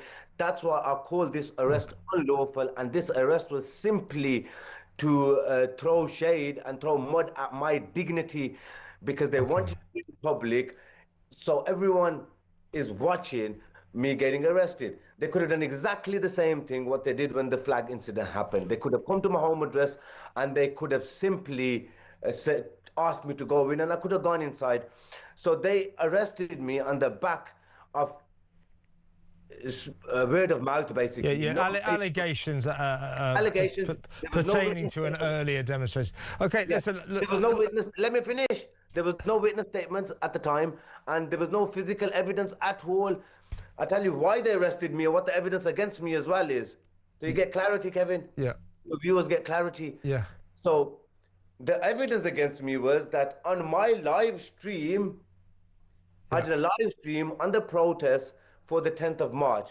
I was live on TikTok. On that live stream, somebody is heard making awful gestures towards the police officer. I see. And I condemn them, but when the officer or a member of the police force, first of all, they never had a witness statement from an officer at the time when I got arrested. So that wasn't you. That wasn't you. Of course, it wasn't me. The arrest was unlawful. Okay. And that video was commentated on and narrated, and the video specifically says that I was standing at the other end.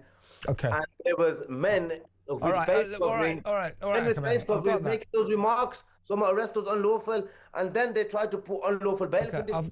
I've got that, and I wish you well in this investigation. I hope you clear your name. You haven't been charged. I just wanted to ask, before you go, Ahmed, let me ask you something.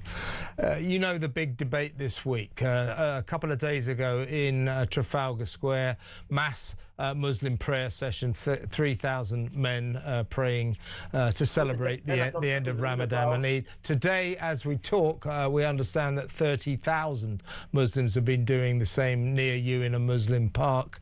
A lot of people are concerned about this. There's been calls to ban this, and they say this is part of the Islamification process that Britain is undergoing.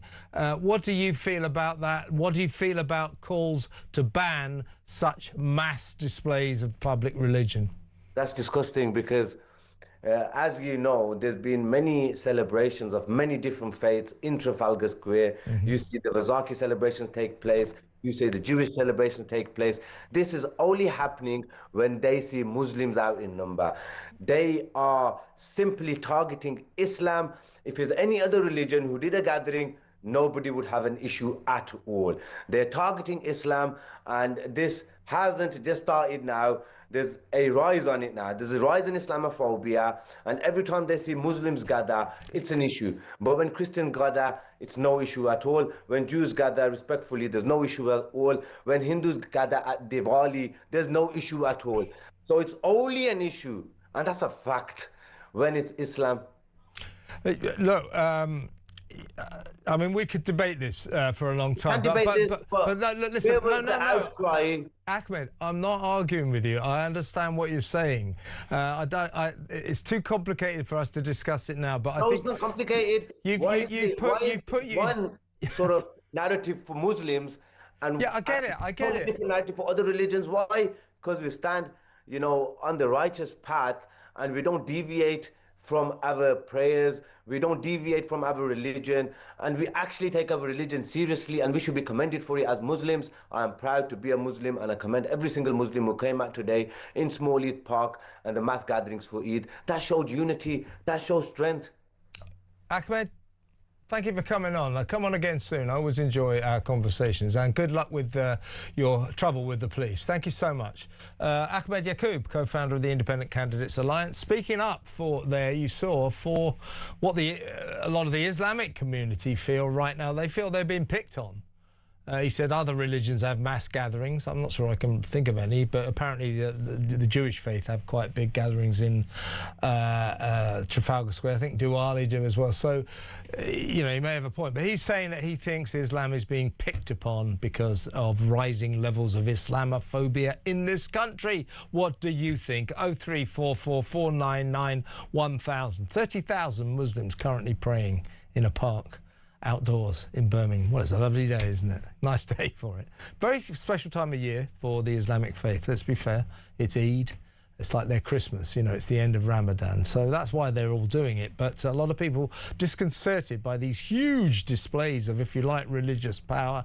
Danny Kruger from Reform UK saying it should be banned, saying that it was a disturbing spectacle, that it was a display of a religious division, a religious aggression, really. What do you think? 0344 499 1000. We'll talk about this more with young Bob, the famous teenage campaigner, extraordinary young man, otherwise known as Thomas Moffat. He's been to a lot of these demonstrations, puts his life on the line, always getting beaten up. We'll talk to Thomas next.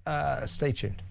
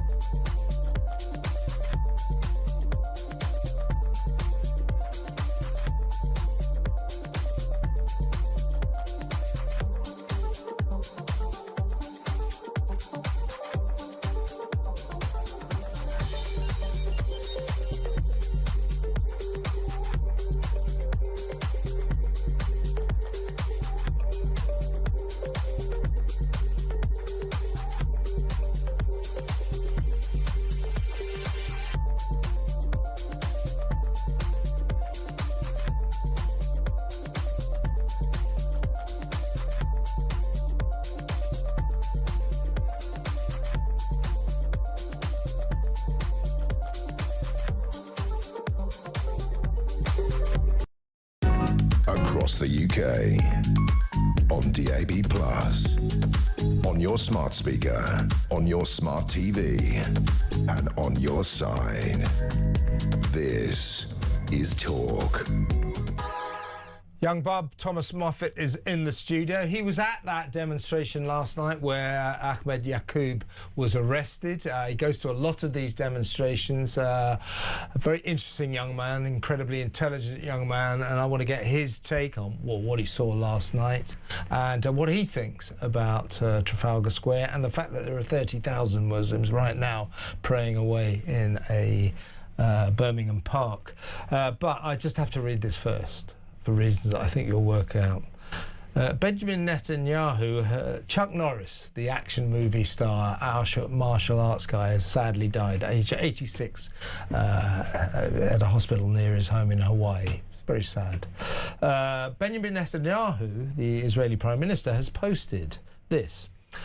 This is his wife, Sarah. Sarah and I were deeply saddened to hear of the passing of Chuck Norris, a great friend of Israel and a close personal friend. Chuck brought martial arts and the warmth of his character to millions around the world.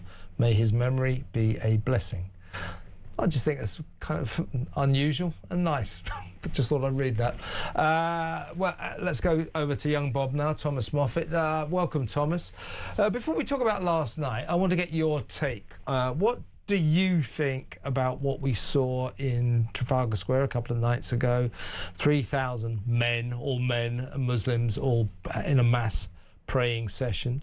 A similar event's going on right now, as we understand, in a Muslim in a park in Birmingham, 30,000.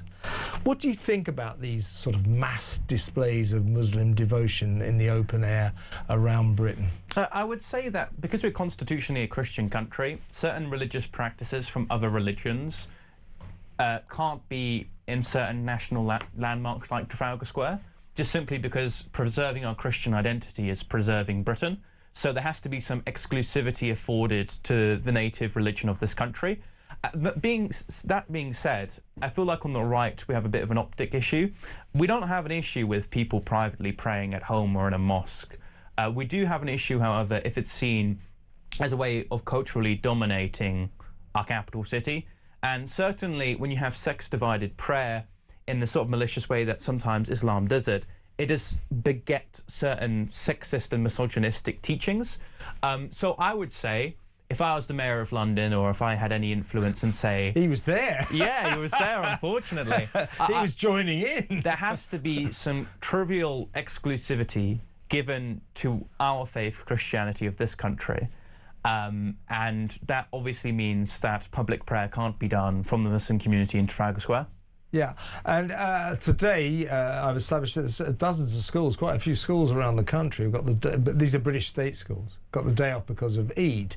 I find that to be slightly strange, given that this is officially a Christian country. It's not a secular country, so it makes sense that kids get days off for Christian festivals. It doesn't necessarily seem to be all that logical that kids in a Christian country they're being made to take the day off for a Muslim festival. What do you think about that? I think it unfairly incentivizes conversions. Children are quite impressionable. If you give them days off school for a particular religious festival they don't hold to, they'll say, oh, well, I'm a Muslim just simply because I have the day off at school. So when the left will say, well, it's just a day off school, let the kids have some fun, I do think that these are slow tours of not intentional indoctrination, but that is the inevitable outcome. That's what you saw with blasphemy laws. You know, the teacher who has to run away in hiding for drawing the Prophet Muhammad because he's not a Muslim himself and he believes that being in a secular setting you can critique any religion equally. If you unequally yoke a particular faith and, you know, make it favourable, children will then begin to see that religion more favourably than others, and if we live in a fair, equal society, that obviously can't happen. And I mean, do you agree with Danny Kruger and indeed Nigel Farage and other politicians that this kind of thing that we saw in Trafalgar Square going on right now in a Birmingham park should be banned because they see it as a kind of statement of religious aggression, a divisive religious display. Do you agree with them that this should be banned? I would say it's a bit more of a hyperbolic statement as a form of justification. Of course, I've already given my justification for why I believe it should be banned, just because constitutionally we're a Christian country. I don't think Muslims are getting together in a malicious way at the mosque and like, let's have a statement on how we're culturally dominating the country. That just more is a result of the Christians in this country and other people, the native Brits, not coming together and sorting out their own communities. And the Muslims, of course, have theirs sorted. So I don't think it's malicious, but I do think it's just the inevitable outcome of mass waves of migration here in this country and our Christianity not being put into check. Do you think, I mean, the narrative surrounding what we're talking about is the fear among quite a few people that Britain is in a process of Islamification? Do we have an Islamification problem in this country? Absolutely, on two ends. One, there's not a prevailing nativist culture in this country. We don't have a British culture or a Christian culture in this country because no one's really a communalist. Everyone's just an individual, and that is the result of our culture being eroded by mass waves of migration. And in the second one, it's just open borders. So what the Muslims are doing, they're just using their free rights as individuals to form communities and, you know, have acts of worship. But we're not doing the same thing, whilst also allowing more people that do the thing that we're against coming in and doing what is legally entitled for them to do it.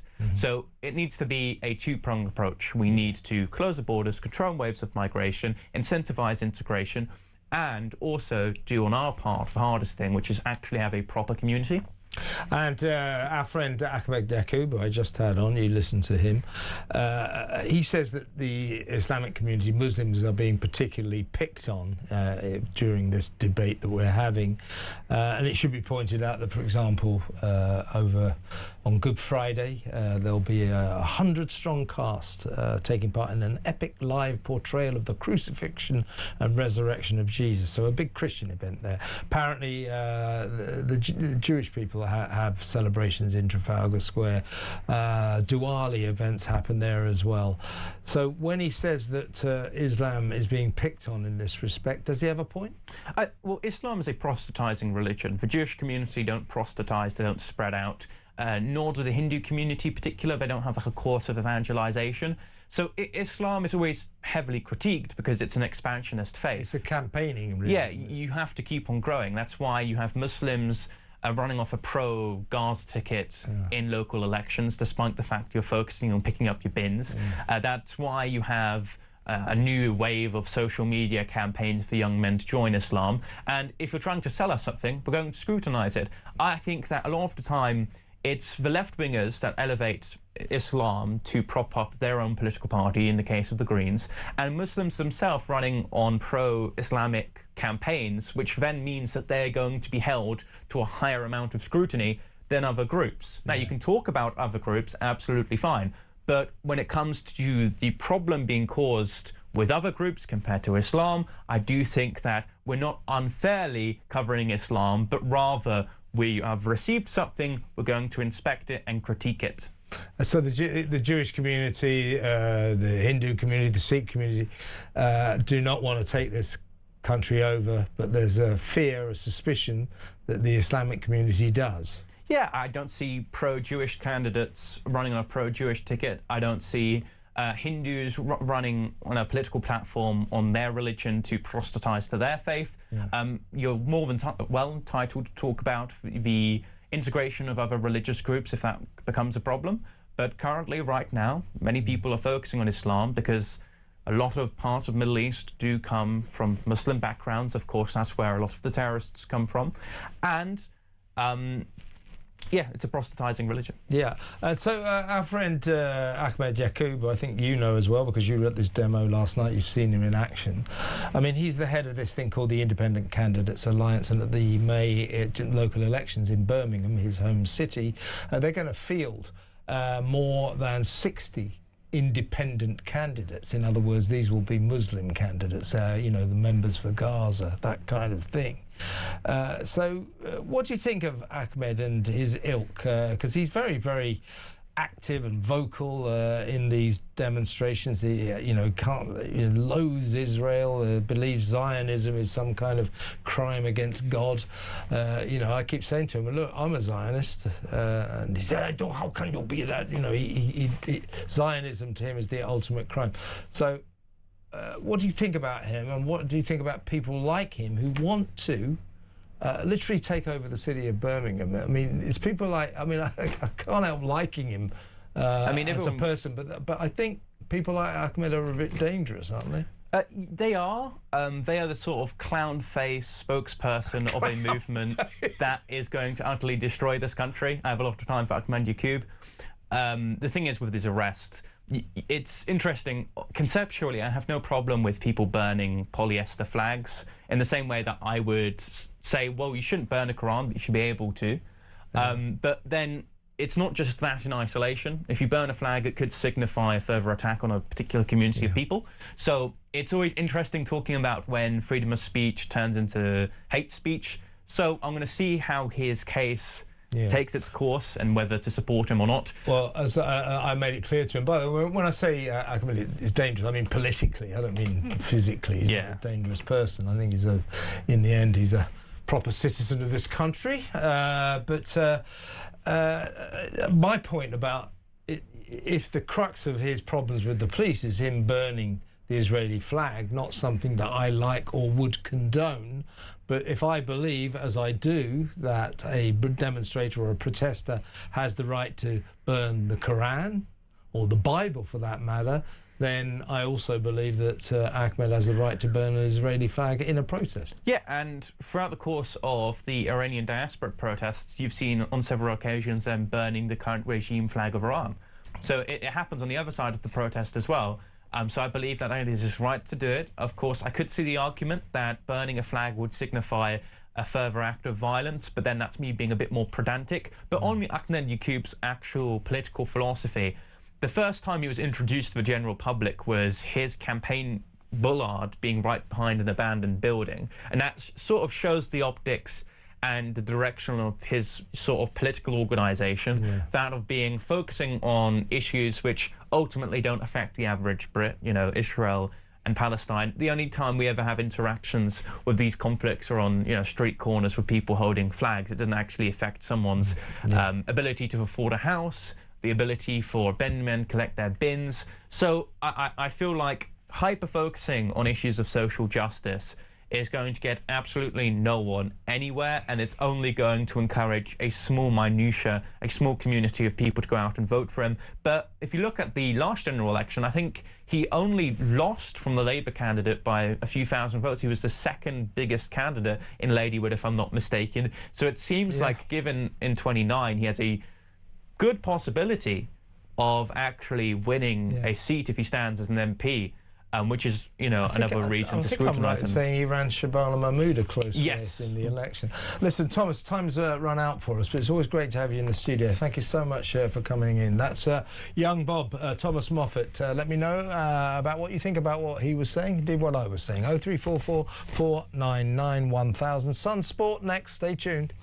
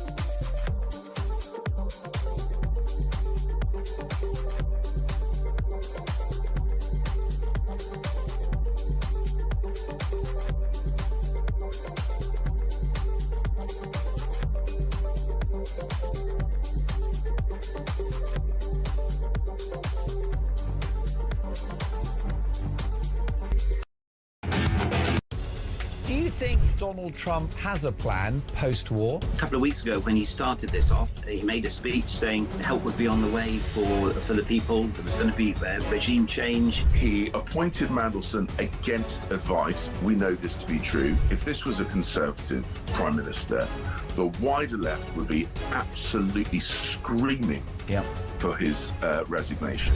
Government's announced this afternoon, we're setting up a people's panel to work out exactly how you want us to roll out these digital IDs. We don't want them.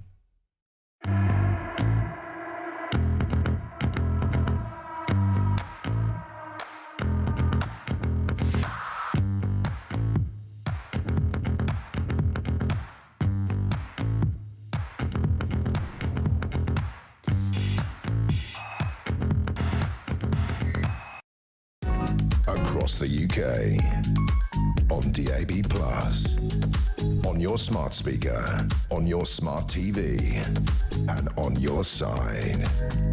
This is Talk. Welcome back. Well, I'm still talking to sport head of content at The Sun, Mike Amstead, even though his team West Ham beat mine Fulham the other week. But welcome, Mike, I suppose. Right, England kit is out, I believe, right now. But Thomas Tuchel's big England calls. This is interesting. Harry Maguire is back.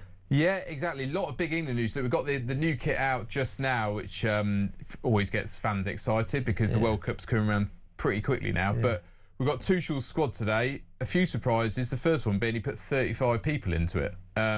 He's splitting it over kind of almost two camps. He's saying to some of them, don't come into a few days after once they've done the Uruguay game, and he's going to send some of them home early. He's obviously aware that these players are playing a lot of games this season and he's trying to avoid burnout for the World Cup.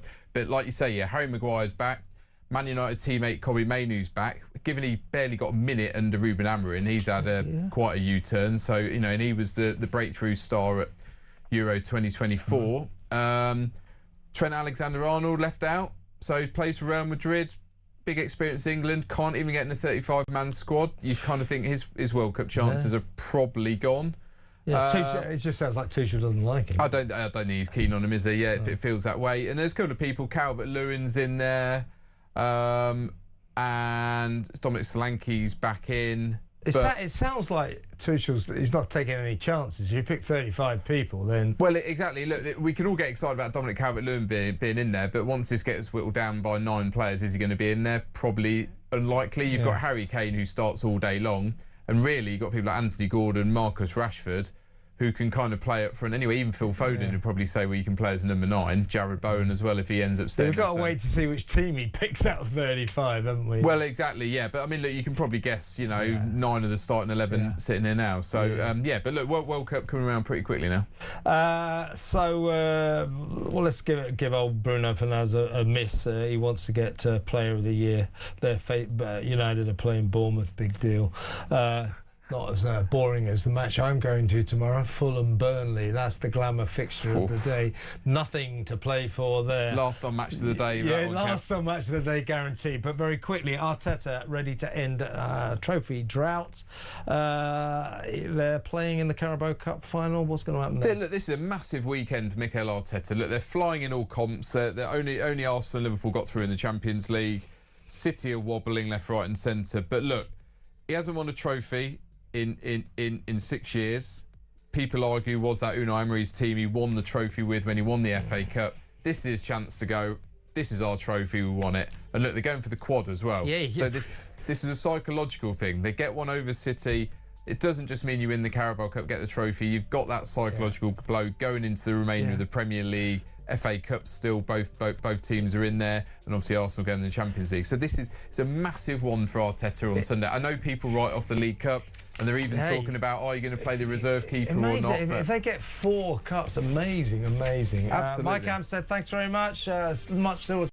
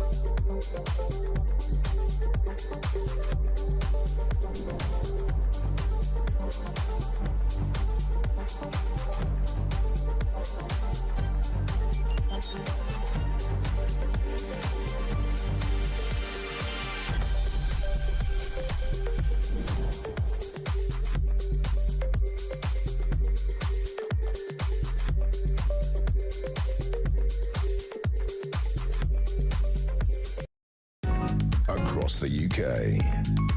On DAB+, on your smart speaker, on your smart TV, and on your side. This is Talk.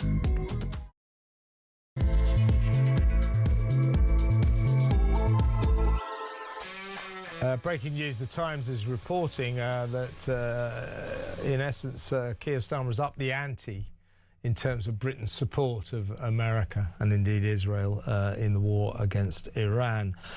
Britain has given America the green light to use RAF Fairford and Diego Garcia in the Chagos Islands for raids on Iranian missile sites that are currently attacking ships in the Strait of Hormuz. So Britain is getting involved in helping, hopefully, to unblock the Strait of Hormuz, the 25-mile stretch of sea, the little channel off the coast of Iran through which 20% of the world's oil usually is shipped. 200 billion barrels per day at the moment, hardly anything. And that's already beginning to have a catastrophic effect on world economies. You're seeing it on your petrol prices, and you're going to see it getting worse and worse and worse. Add that to the fact that Iran has been hitting massive gas fields, the South Pars gas field, the biggest gas field in the world, and you are going to really feel it in your pocket. Your petrol prices will soar, inflation will rocket. We're in trouble, folks, unless they end this war soon. So hopefully what Starmer has done today, up the ante in our support of America and Israel, allowing the states to use RAF Fairford in Gloucestershire and Diego Garcia in the Chagos Islands for many more raids on Iranian missile sites. Hopefully that will help. Because we need this war to end very, very soon. Otherwise, folks, we're in for a very torrid time. Let's play, just going to go over to comedian Paul Fox in a little while to get his take on some of the big stories of the day. Let's play a couple of voice notes first, though. This is Karen on the school closures for the Muslim festival of Eid. This is getting ridiculous. Schools shutting for Eid. Ridiculous. A Christian country shutting for Eid. We are being betrayed on a colossal scale. I'll tell you something. If I had young children now, they would be going to a private school. They certainly wouldn't be going to a state school. This has to stop. I am getting sick of it. I think Karen is speaking for a lot of people. It's just a strange spectacle. You know, 30,000 guys. I don't like the fact that no women are allowed to get involved. You know, it strikes me as sexist, but that's just me. But 30,000 blokes, Muslim blokes, praying in Birmingham Park today. 3,000 in Trafalgar Square the other day. You know, big time, religious time of the year, key time of year for the Islamic faith. But why can't they do all this in mosques? Why have they got to do it? You know, it's a big display, isn't it? I think that's what people are worried about. Danny Kruger calling it religious division. A lot of other people saying, well, this is an act of religious aggression. You know, this is our country now kind of stuff. Let me know what you think. 03444991000. Taking calls in just a little while. Here's another voice note. Lee on the BBC's Comic Relief and Where That Money Goes. Afternoon, Kev. Lee from Scarborough, in his van, veteran, on his way home, been up since 5 o'clock this morning, earning a penny or two, just about. Red Nose Day, Comic Relief, joke. Where's all his money going to? Where does it go to? What good causes? Yeah, good immigrants, some of it, isn't it? No. Get this rubbish off our TV. Charity begins at home. Great show, Kev. Keep it up, bud.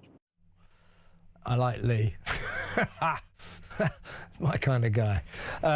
Should we play one more voice note? Thank you, Lee. Excellent voice note. Good luck on your journey home. And thank you for your service. He's an old military man as well. This is Jack on the Muslim praying sessions. Good afternoon, Kev. Imagine we live in a country where the Tory number 10 has the audacity to kick up a fuss about a Tory MP having a bit of concern about the division between faiths of this country, whilst allowing Mandelson to be at the top of the game. What is going on? Yeah, exactly right, Jack. A very good voice note. I mean, that's it, isn't it? I mean, I'm just looking at some footage of it now. It's like, why do they have to do it outside? You know, it is a sort of like, look at us, look how many of us there are. You know, yeah, we're the business. You know, I don't know. It's just, and then the schools are closing. So when people you can understand why people are worried about alleged Islamification of this country. Let's go over to comedian Paul Cox. Welcome, Paul. Hey, Kev, how you doing? I'm all right, mate. Well, you're a comedian, so you won't have anything to do with comic relief tonight, will you? Because that is the polar opposite of comedy. The least funny thing you'll ever see on television. Always was a sort of laughter vacuum, dreadful event. It'll be on for about 9 hours tonight. Usually starts about 7 o'clock, goes on till about 2 in the morning or something. I did the story earlier that in the past they've given lots of money to asylum seeker charities, to migrants fighting to stay in this country, that kind of thing. And I'm not sure that people, generous Great British public members, giving their money to comic relief, realise how many of these left-wing pro-migrant asylum seeker organisations their cash is going to. Yeah, look, I mean, it's incredible, isn't it? Just the footage you've played since the news, the voice notes, what you're saying there about the great British public giving away what must amount to billions of pounds now since the mid-'80s on all of these charitable events, children in need, comic relief.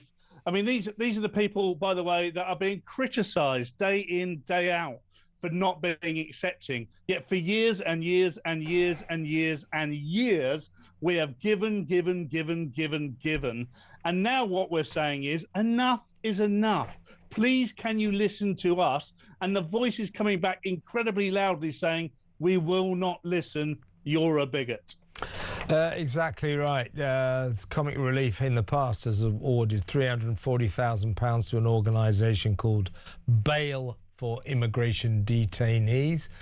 These are people who probably broke into our country illegally. So Comic Relief wants to help to bail them out. £200,000 to Detention Action, very similar kind of organisation, and more than £2.25 million to Refugee Action, which provides activist packs on its website. The BBC says that it certainly doesn't give money to bail for immigration detainees anymore, but the question would be, why did you in the first place? And they do list among the beneficiaries of the organisations that get money from Comic Relief, asylum seekers. So, you know, I'm not sure people are aware of this. In other words, it's the BBC distributing cash to its favourite left-wing organisations. Not all of them, but there's cause for concern there. Well, let's move on. What do you take? What's your take, Paul, on the Trafalgar Square mass Muslim praying session that we saw a couple of nights ago? 30,000 people today in a Birmingham park. Muslim blokes all praying. Women aren't allowed to do this. Doesn't seem very modern to me, but there you are, men only. 30,000 in a Birmingham park. And the fact that loads of schools today, all over the country, British state schools, this being an official Christian state, closed for Eid, a Muslim festival for another religion. What do you make of all this? Well, first of all, Nick Timothy is the latest person to commit the crime of noticing what's going on, and then doing an even worse crime, which is speaking about what he's noticed. It was an extraordinary thing to see in Trafalgar Square. Now, With all of these things, they can hide behind a certain amount of plausible deniability. Well, what is wrong with this? Why wouldn't you be open to this? Why is this a problem? Well, let me tell you why it's a problem. Because every single Islamist terrorist comes from the Muslim community. So people are rightly concerned. As that number grows, because as each day the illegal immigration grows and grows and grows, of which that illegal immigration, by the way, an incredibly high 90s percentage are Muslims. And we are being told that we're now changing what British culture looks like. We're forgetting everything before. That's not exclusive to Islam, though, is it, to be fair? Say that again, sorry, Kev? That's not exclusive to Islam, is it? You know, to be fair. I think it's fair to push back on that. But but the reason I would carry on even further is because we're not acknowledging it. People within that community aren't standing up and saying, yes, we appreciate there's a problem, we're going to do something about it. And those that are in power, because it's the left that are in power, are also not acknowledging it because they are counting on those votes, Kev. So my problem with this is not that it happens across the communities, which of course it does, and we have to think about pro rata here as well, but at the same time, nobody's acknowledging, or at least at the top levels of power, that it's an issue. So what happens when you see what happens in Trafalgar Square or the park in West Ham there, or the closure of the schools, is it's showing a domination. It is showing us that these people that we're fearful of and nobody's listening to the rest of the public about are exhibiting a domination which people are genuinely finding quite scary, and that's not because there's something to be scared of. It's because there's this cognitive dissonance. People are noticing something, then which is true, and then when they're saying, "Oh, I'm noticing this," the powers that be, the people in place to protect them, are saying it's not happening. What are you talking about? And that's why it becomes an issue, Kev. It's not necessarily because it's Muslim people; it's because the Muslim issue is people in power refuse to address. And I agree with you, Paul. I thought that the Prime Minister Keir Starmer's reaction to it was pathetic and frankly disgraceful. You know, calling for Nick Timothy to be fired because Nick Timothy raised an issue that is clearly of great concern to a lot of British citizens, which was his feeling that this Trafalgar Square event should be banned in the future and that it was a sort of display of religious aggression. Keir Starmer saying, if it was my minister who'd be fired, just more craven pursuit of the Muslim vote, as Kemi Badenoch said today.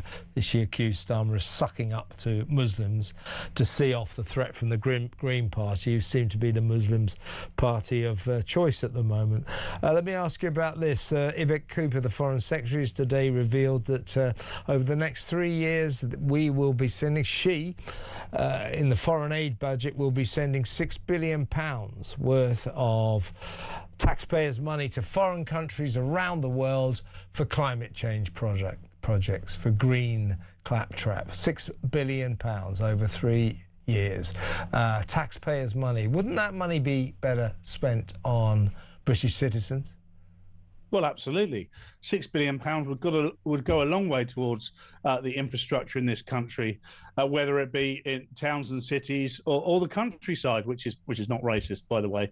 And I also don't think we're in a position to give money away. Charity, after all, does start at home.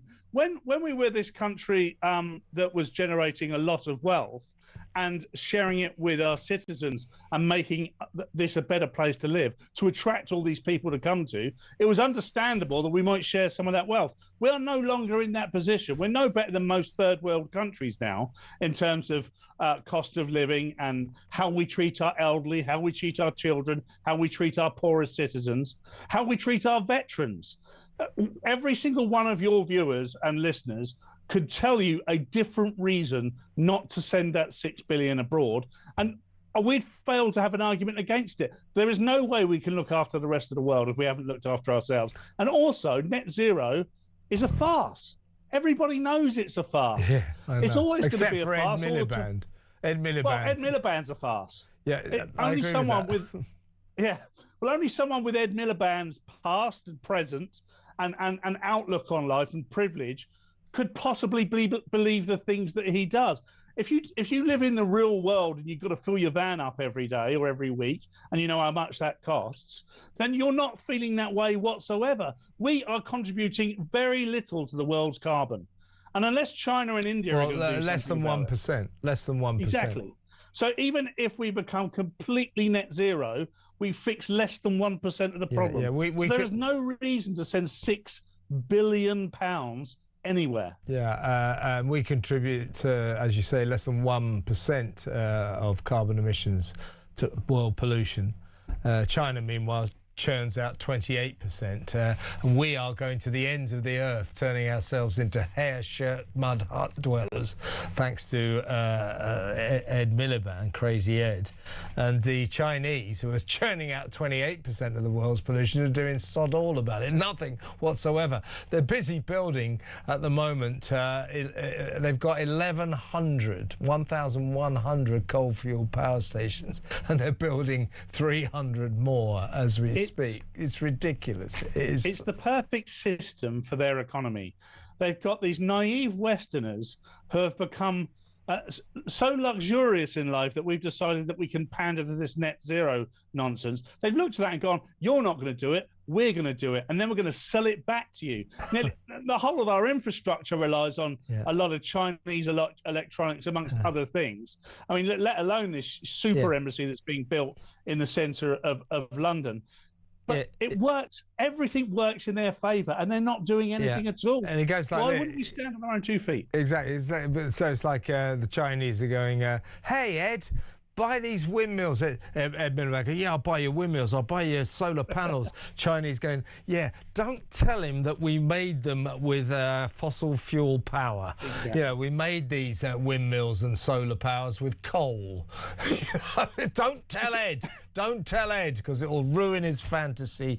A quick word before you go, Paul. Good to see you as always. A quick word on the latest extraordinary event in the ongoing sick comedy we call the migrant crisis.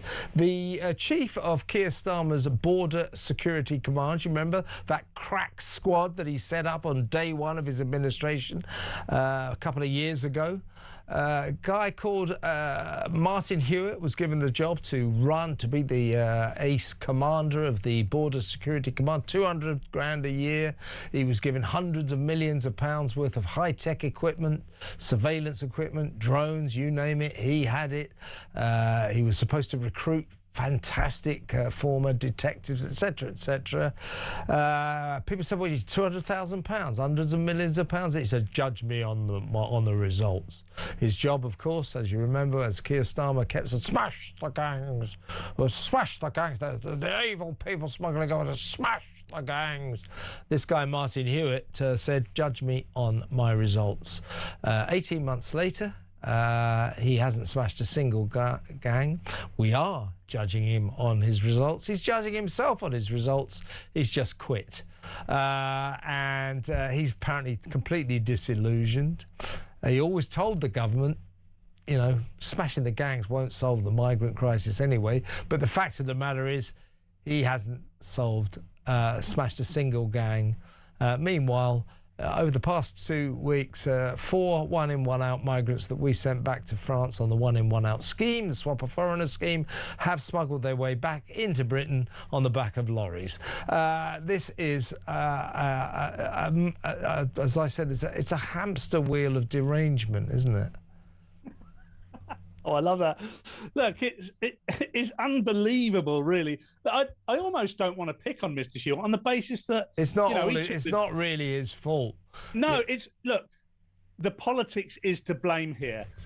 Basically, a man was put in a job that the government that put him in that job didn't want him to succeed in, and he could never succeed in, even if they did want him to, because the objective was ridiculous in the first place. There was nothing that Keir Starmer asked him to do, that Keir Starmer supported him with. So that's the first thing to remember. In fact, this is one of the only few people I hope has got some sort of payout, because he he's essentially ruined the rest of his career now. He'll end up in some other job somewhere. He's and an he'll be old forgotten. copper. He's an old copper. He's probably towards the end of his working years. Well, anyway. then so good he's on him, but you're right. It's not. I don't blame Martin here. He was a good top cop and all that. But you know, he was told to smash the gangs while this Labour government continued to offer all these amazing enticements to these migrants to come across the channel. So the gangs were never going to get smashed. They were just going to prosper. Listen, Paul, you're absolutely right, and it's great to talk to you. Come on again soon. Have a great weekend. Paul Cox there, comedian, on some of the big stories of the day. Breaking news, Dame Jenny Murray, the legendary host of BBC's Women's Hour programme for more than 30 years, has died at the age of 75. She wrote a lot for the Daily Mail as well. The broadcaster spent 3 decades at the helm of Women's Hour, in which she conducted interviews with powerful female figures, including Margaret Thatcher and Hillary Clinton.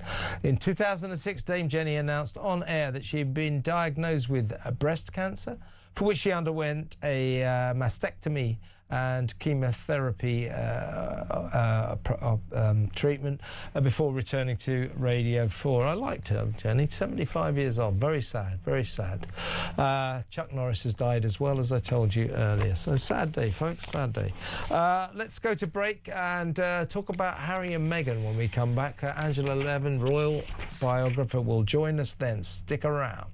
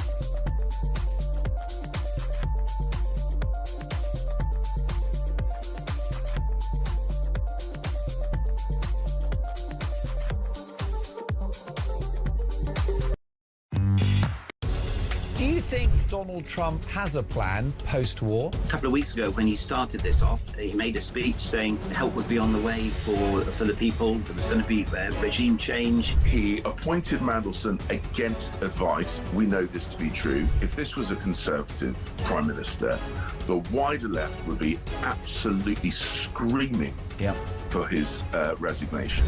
Government's announced this afternoon, we're setting up a people's panel to work out exactly how you want us to roll out these digital IDs. We don't want them.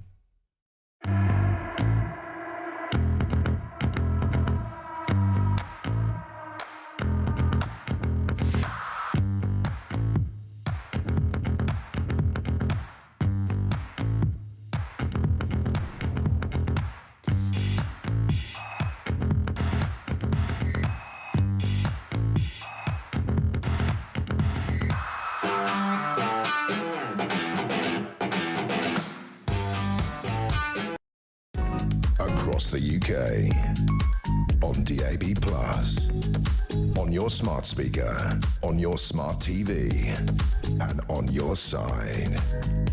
This is talk. Welcome back. Let's talk royals. Let's talk Harry and Meghan. It's been a particularly disastrous week for them, especially Meghan. Let's go straight over to royal biographer Angela Levin. Welcome, Angela. Hello.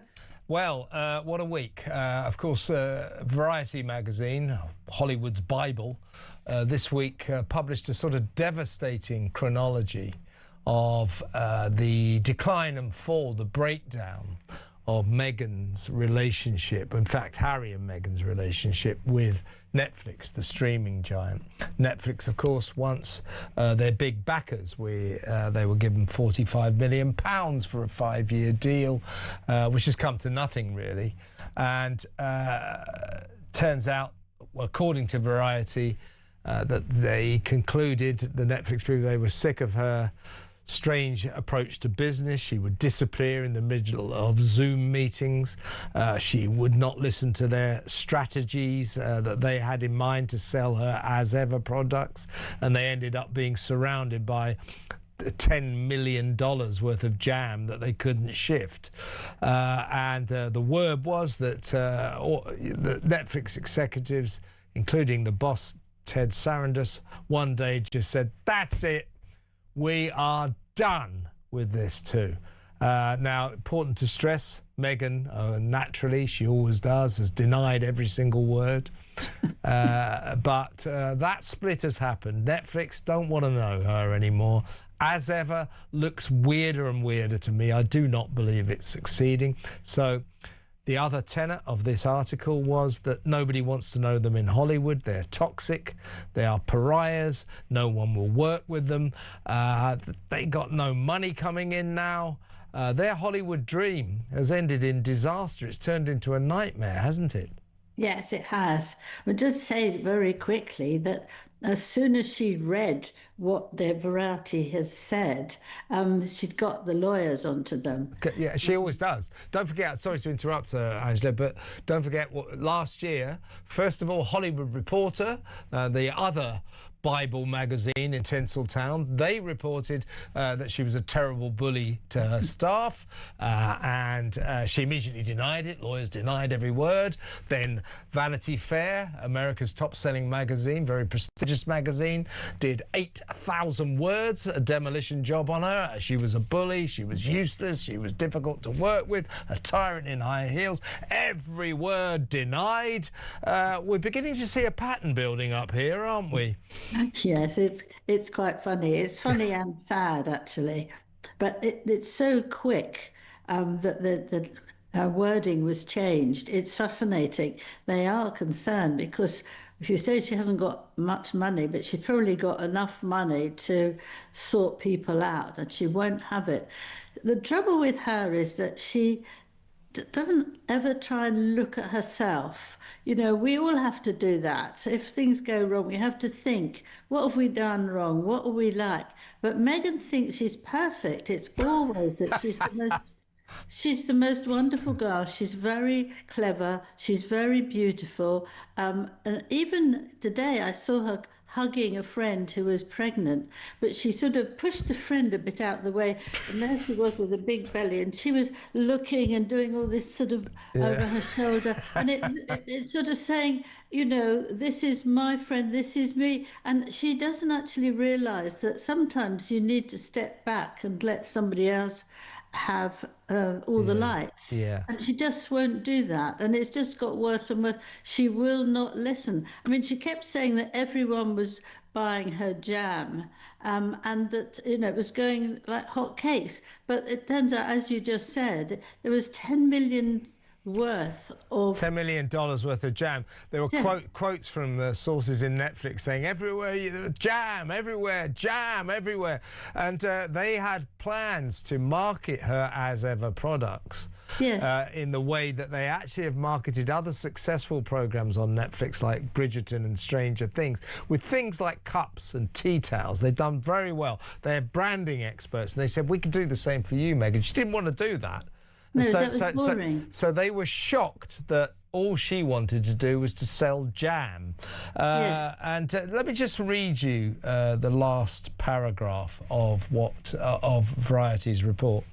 After half a decade of inconsistent shows, strategic shifts, false starts, and a diminished hold on the popular imagination, are the Sussexes really living the Hollywood dream they imagined?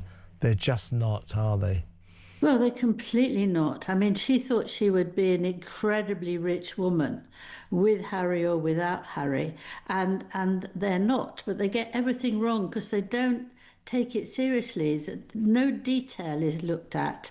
But I just will say that they haven't actually gone quite away from Netflix. There's 2 books that they have, which they've had quite a few years, but she says that will go out. One is called The Wedding Date.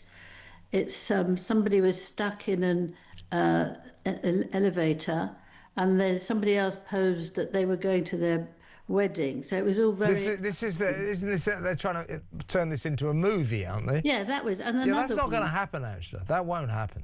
No, I'll but the other one, which they, well, the other one is Meet at the Lake. Yeah, they bought that 3-4 years ago. They bought the rights. 4 years ago. Yeah. But she's saying that it's just been put to one side. Well, anything that's a terrible sentence, isn't it? Yeah. Put to one side. They're not going to happen. Down the drain. They're not going to happen. I'll guarantee you that. Yes. This is the point. Nobody will work with them. I mean, they sort of said, "Oh, we're film producers." Yes, you can't just say that. They're not film producers. My belief about both of them, why everything has gone so wrong, is that neither of them have got a scintilla of talent between them. So that you pick successful people who make money in Hollywood have to have talent. They don't have any. What did you make in the Variety? I want to get your take on this. You'll love this. Of the report that included that during meetings she would recast what Harry was saying, interrupt him, often touching him on the arm or the thigh first, and then shutting him up and then saying what she thought that he ought to say. In other words, just putting him down. I'm the star of this show. Don't worry about him. And then her lawyer, a guy called Michael J. Kump, he said, I can tell you what he said, that the Variety reported that she tends to talk over or recast Harry's thoughts, sometimes while he is in mid-sentence, usually preceded by a touch to the arm or thigh. Michael J. Kump, her lawyer, said that this allegation was calculated to play into the misogynistic characterization of her bossing her husband around. Meghan bossing Harry around? Oh, what a shocking idea. Perish the thought. Do you remember she got rid of him for some months because she wanted to do it all on her own? She wanted to prove how clever she was. But it was the number of people who watched her plummeted because really they were more interested in Harry, whatever happens to him, than her. And so they told her, you've got to bring him back because people want to see him. So she brings him back and then she's kissing him in the audience and everything. So it's absolutely ridiculous. If she listened and got to people who really knew what was going on, she could improve like all of us. But if you won't listen to someone who's been doing it for a while and knows what's going on, you're lost. And she thinks she knows much better than anyone else in any subject whatsoever. And she won't go in for 1 inch. So she's foolish to do that. Yeah, she could be better, but she won't listen, and then now she's lost. Yeah. So she's a fool. And the future is this, isn't it? They're going to Australia next month for another one of their pretend royal tours, during which both of them will merely hawk themselves for paid public appearance, money, cash for access. She's going to be at this Ultimate Girls weekend where you'll pay £1,700 to be in her orbit at some Sydney hotel. But apparently Harry's selling himself for speeches, for public appearances. That's their future. Just going to other countries, maybe around around America, Canada, to find out how much people will pay them just to turn up. Yeah, but listen, she's doing this place.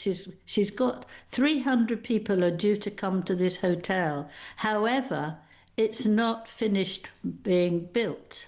Is that right? That is right. And she hasn't sort of followed that. Nor are there 2 single bedrooms in the rooms. So some people who don't know the other person whatsoever will have to sleep in a double-bedded room. Come on. Because that's what's going wrong. Yeah. And I think the swimming pool's not working. No, it's near the sea. There's problems with people have thrown stuff and everything. So she hasn't even thought this looked through, at that, hasn't got planned that it. No.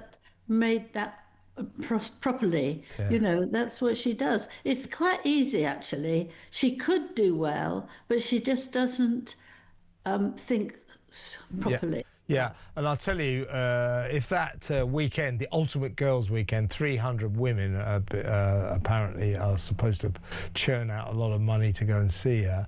If that ever does happen, my guess would be at least 100 of them will be journalists.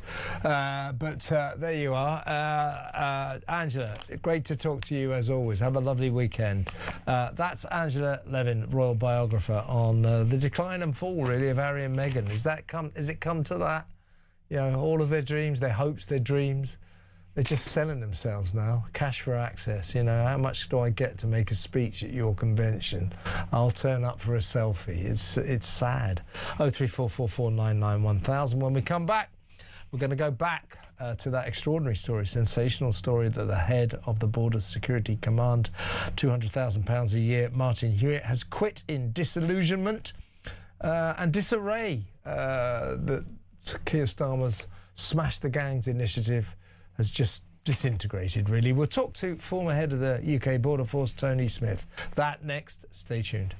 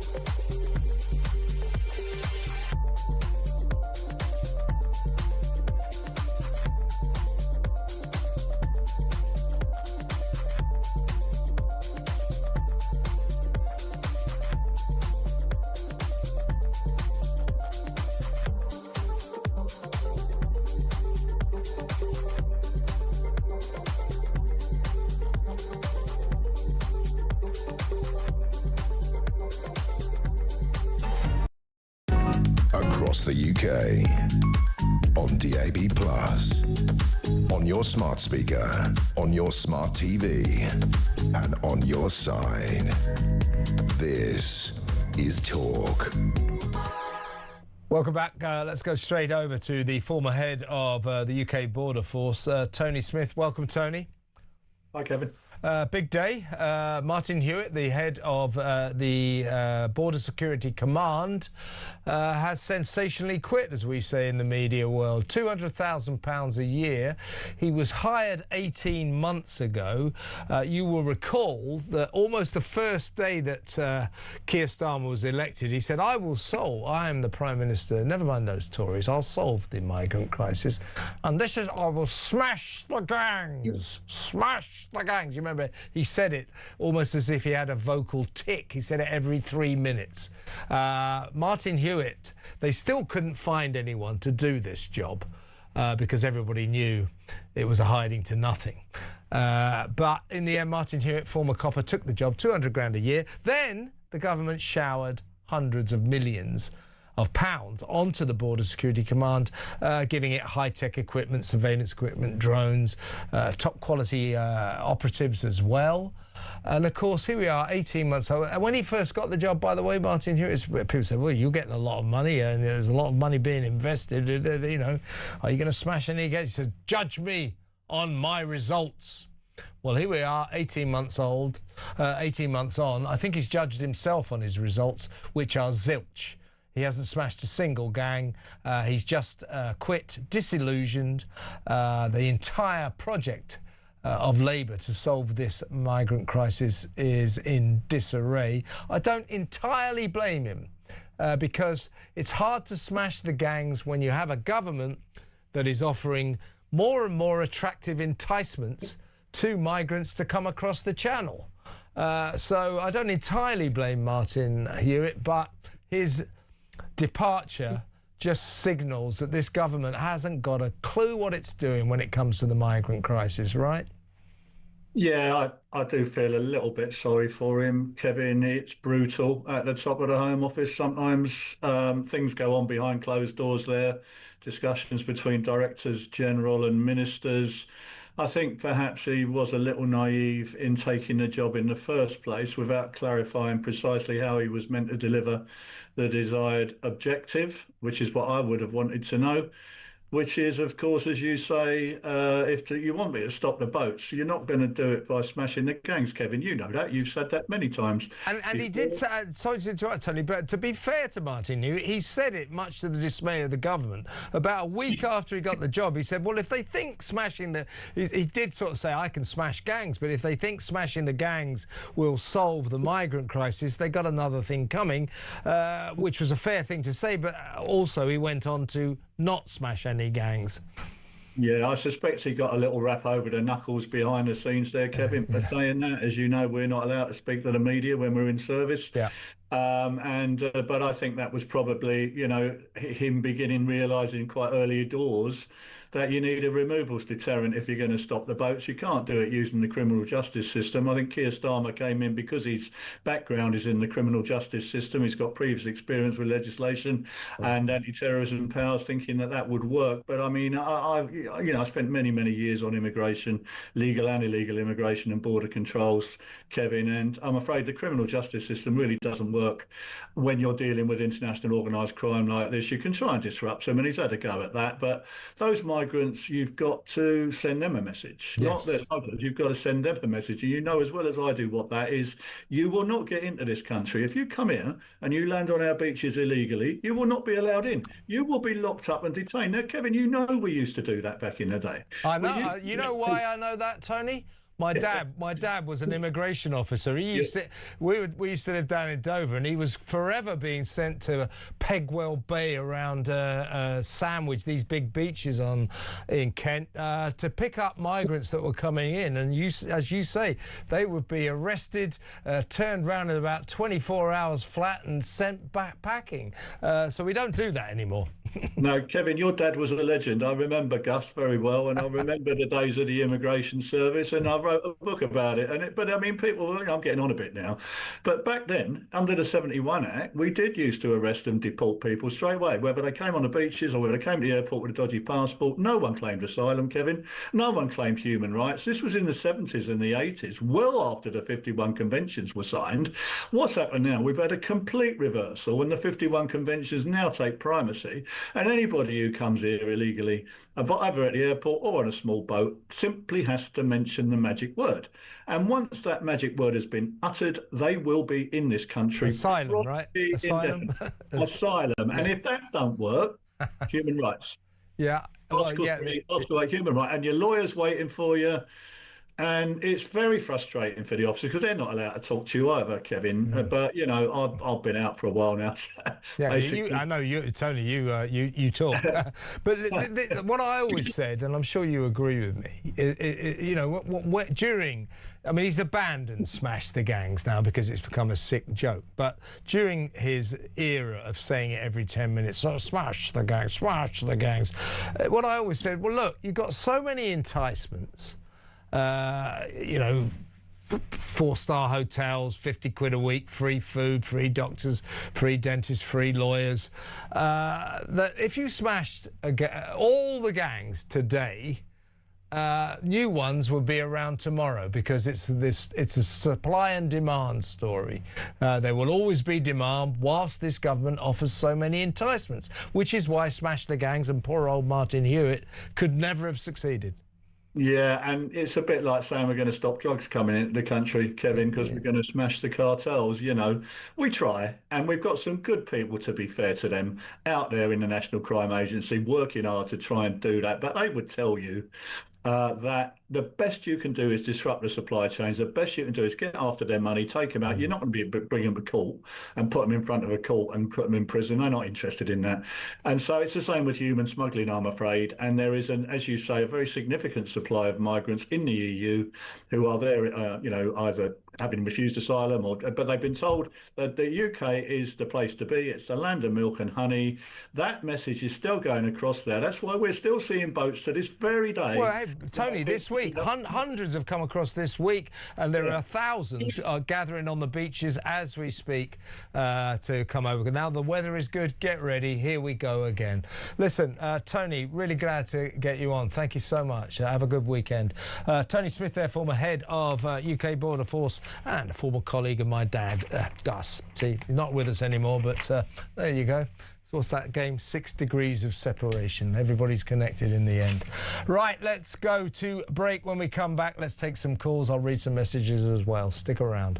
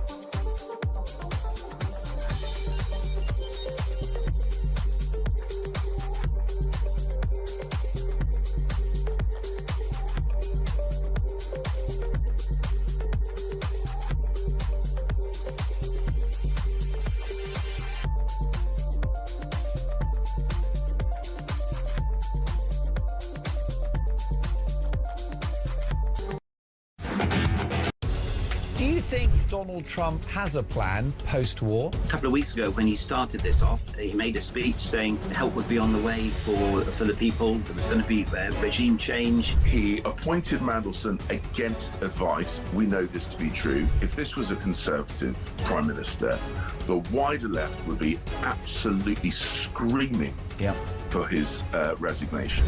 Government's announced this afternoon, we're setting up a people's panel to work out exactly how you want us to roll out these digital IDs. We don't want them. Across the UK, on DAB+, on your smart speaker, on your smart TV, and on your side. This is Talk. Right, I decided to spare you a clip from my programme What Just Happened. I'm pretending that I forgot to get one together, but What Just Happened is on at 9 o'clock tonight. It's my excellent TV show co-starring Samara Gill, the brilliant Samara Gill, and the excellent Ash Gould, Flash Ash Gould. That's at 9 p.m. That is live tonight. From 9 until 10, and then tomorrow morning around about 9:30 it goes onto YouTube, and you can watch it whenever the hell you like. So if you want to watch it tonight, though, or if you're listening on the radio and you don't want to watch it because you don't want to look at my face, I can understand that. It's very radio friendly, so you can either watch it on the telly or on YouTube, or you can listen to it. 9 o'clock, What Just Happened. Don't miss it. It's absolutely brilliant. I would say that, wouldn't I? Let's go to Peter Cardwell. Will be in a few minutes to let you know what he's got for your delectation from 7 until 9, and then it's What Just Happened. So Peter in a minute. First, let's go to the phones. Let's talk to Herbie in Harrow. Hello, Herbie. Yes, good evening, Ted. How are you? I'm all right. How are you to save me? Hang on, this is a really bad line. We're going to call you back, Herbie. Let's go to Saeed. Hello, Saeed. Yeah, hello. Hi there. Yeah, I had called about Nick Timothy. Nick Timothy, and yes. his very unpleasant and comments around the iftar at Trafalgar Square, which he portrayed as an act of domination and division. I think that's really, highlight Islamophobia. I think he is deliberately... but Saeed, I understand what you're saying, but don't you think we should debate it? I do think Nick Timothy, the Shadow Justice Secretary, highlighted a source of concern among many British people. They, rightly or wrongly, they fear a process of Islamification. We have schools all over the country today closed for Eid. This is not a Muslim country, it's a Christian country. We have 30,000 Muslims praying in a park in Birmingham today. People are disconcerted by this, Saeed. No, I think they're not. Don't say no. They are disconcerted by it. Just hear me out, please. I mean, there are certain politicians who've been banging this drum and portraying these acts as hostile and trying to make... Why can't any women go? Well, women can go. Well, they weren't. They were all blokes. They were all blokes in Trafalgar Square. No, I don't think that is right. That is true. 3,000 men. 30,000 men in Birmingham. Why can't women go? I was not at this iftar, but every iftar I've attended is full of people of all faiths and people and women. Full of people of all faiths?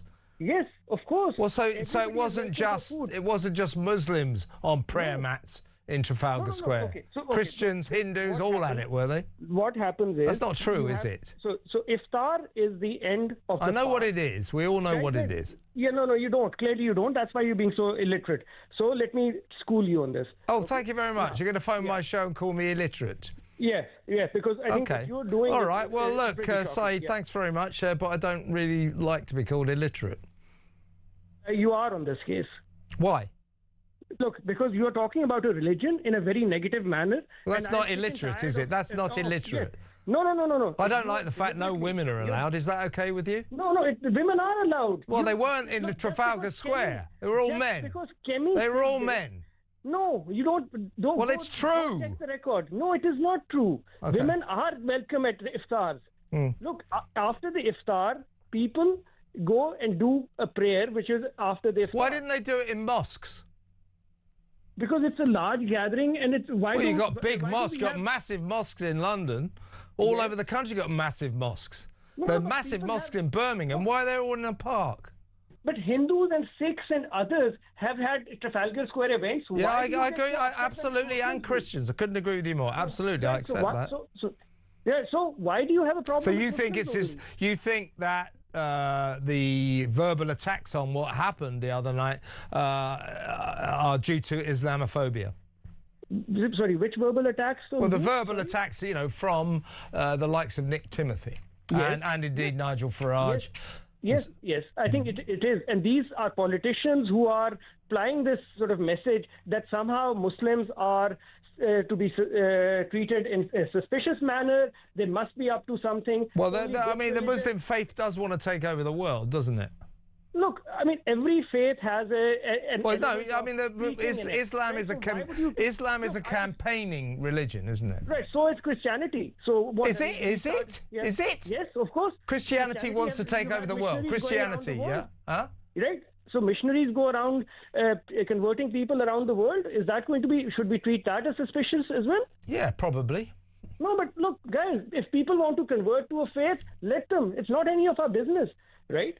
So just because... But a lot of people would say, Saeed, that it's our business that Trafalgar Square in the middle of London is taken over by a faith that is not the official faith of this country. So why didn't you say this when the Hindus took it over around Diwali, or when the Sikhs took it over? Yeah, you're absolutely right there. Yeah, I'm I agree. pointing out a sheer hypocrisy in our political climate, right? That only Muslims are attacked. And that's why I'm saying it's Islamophobic.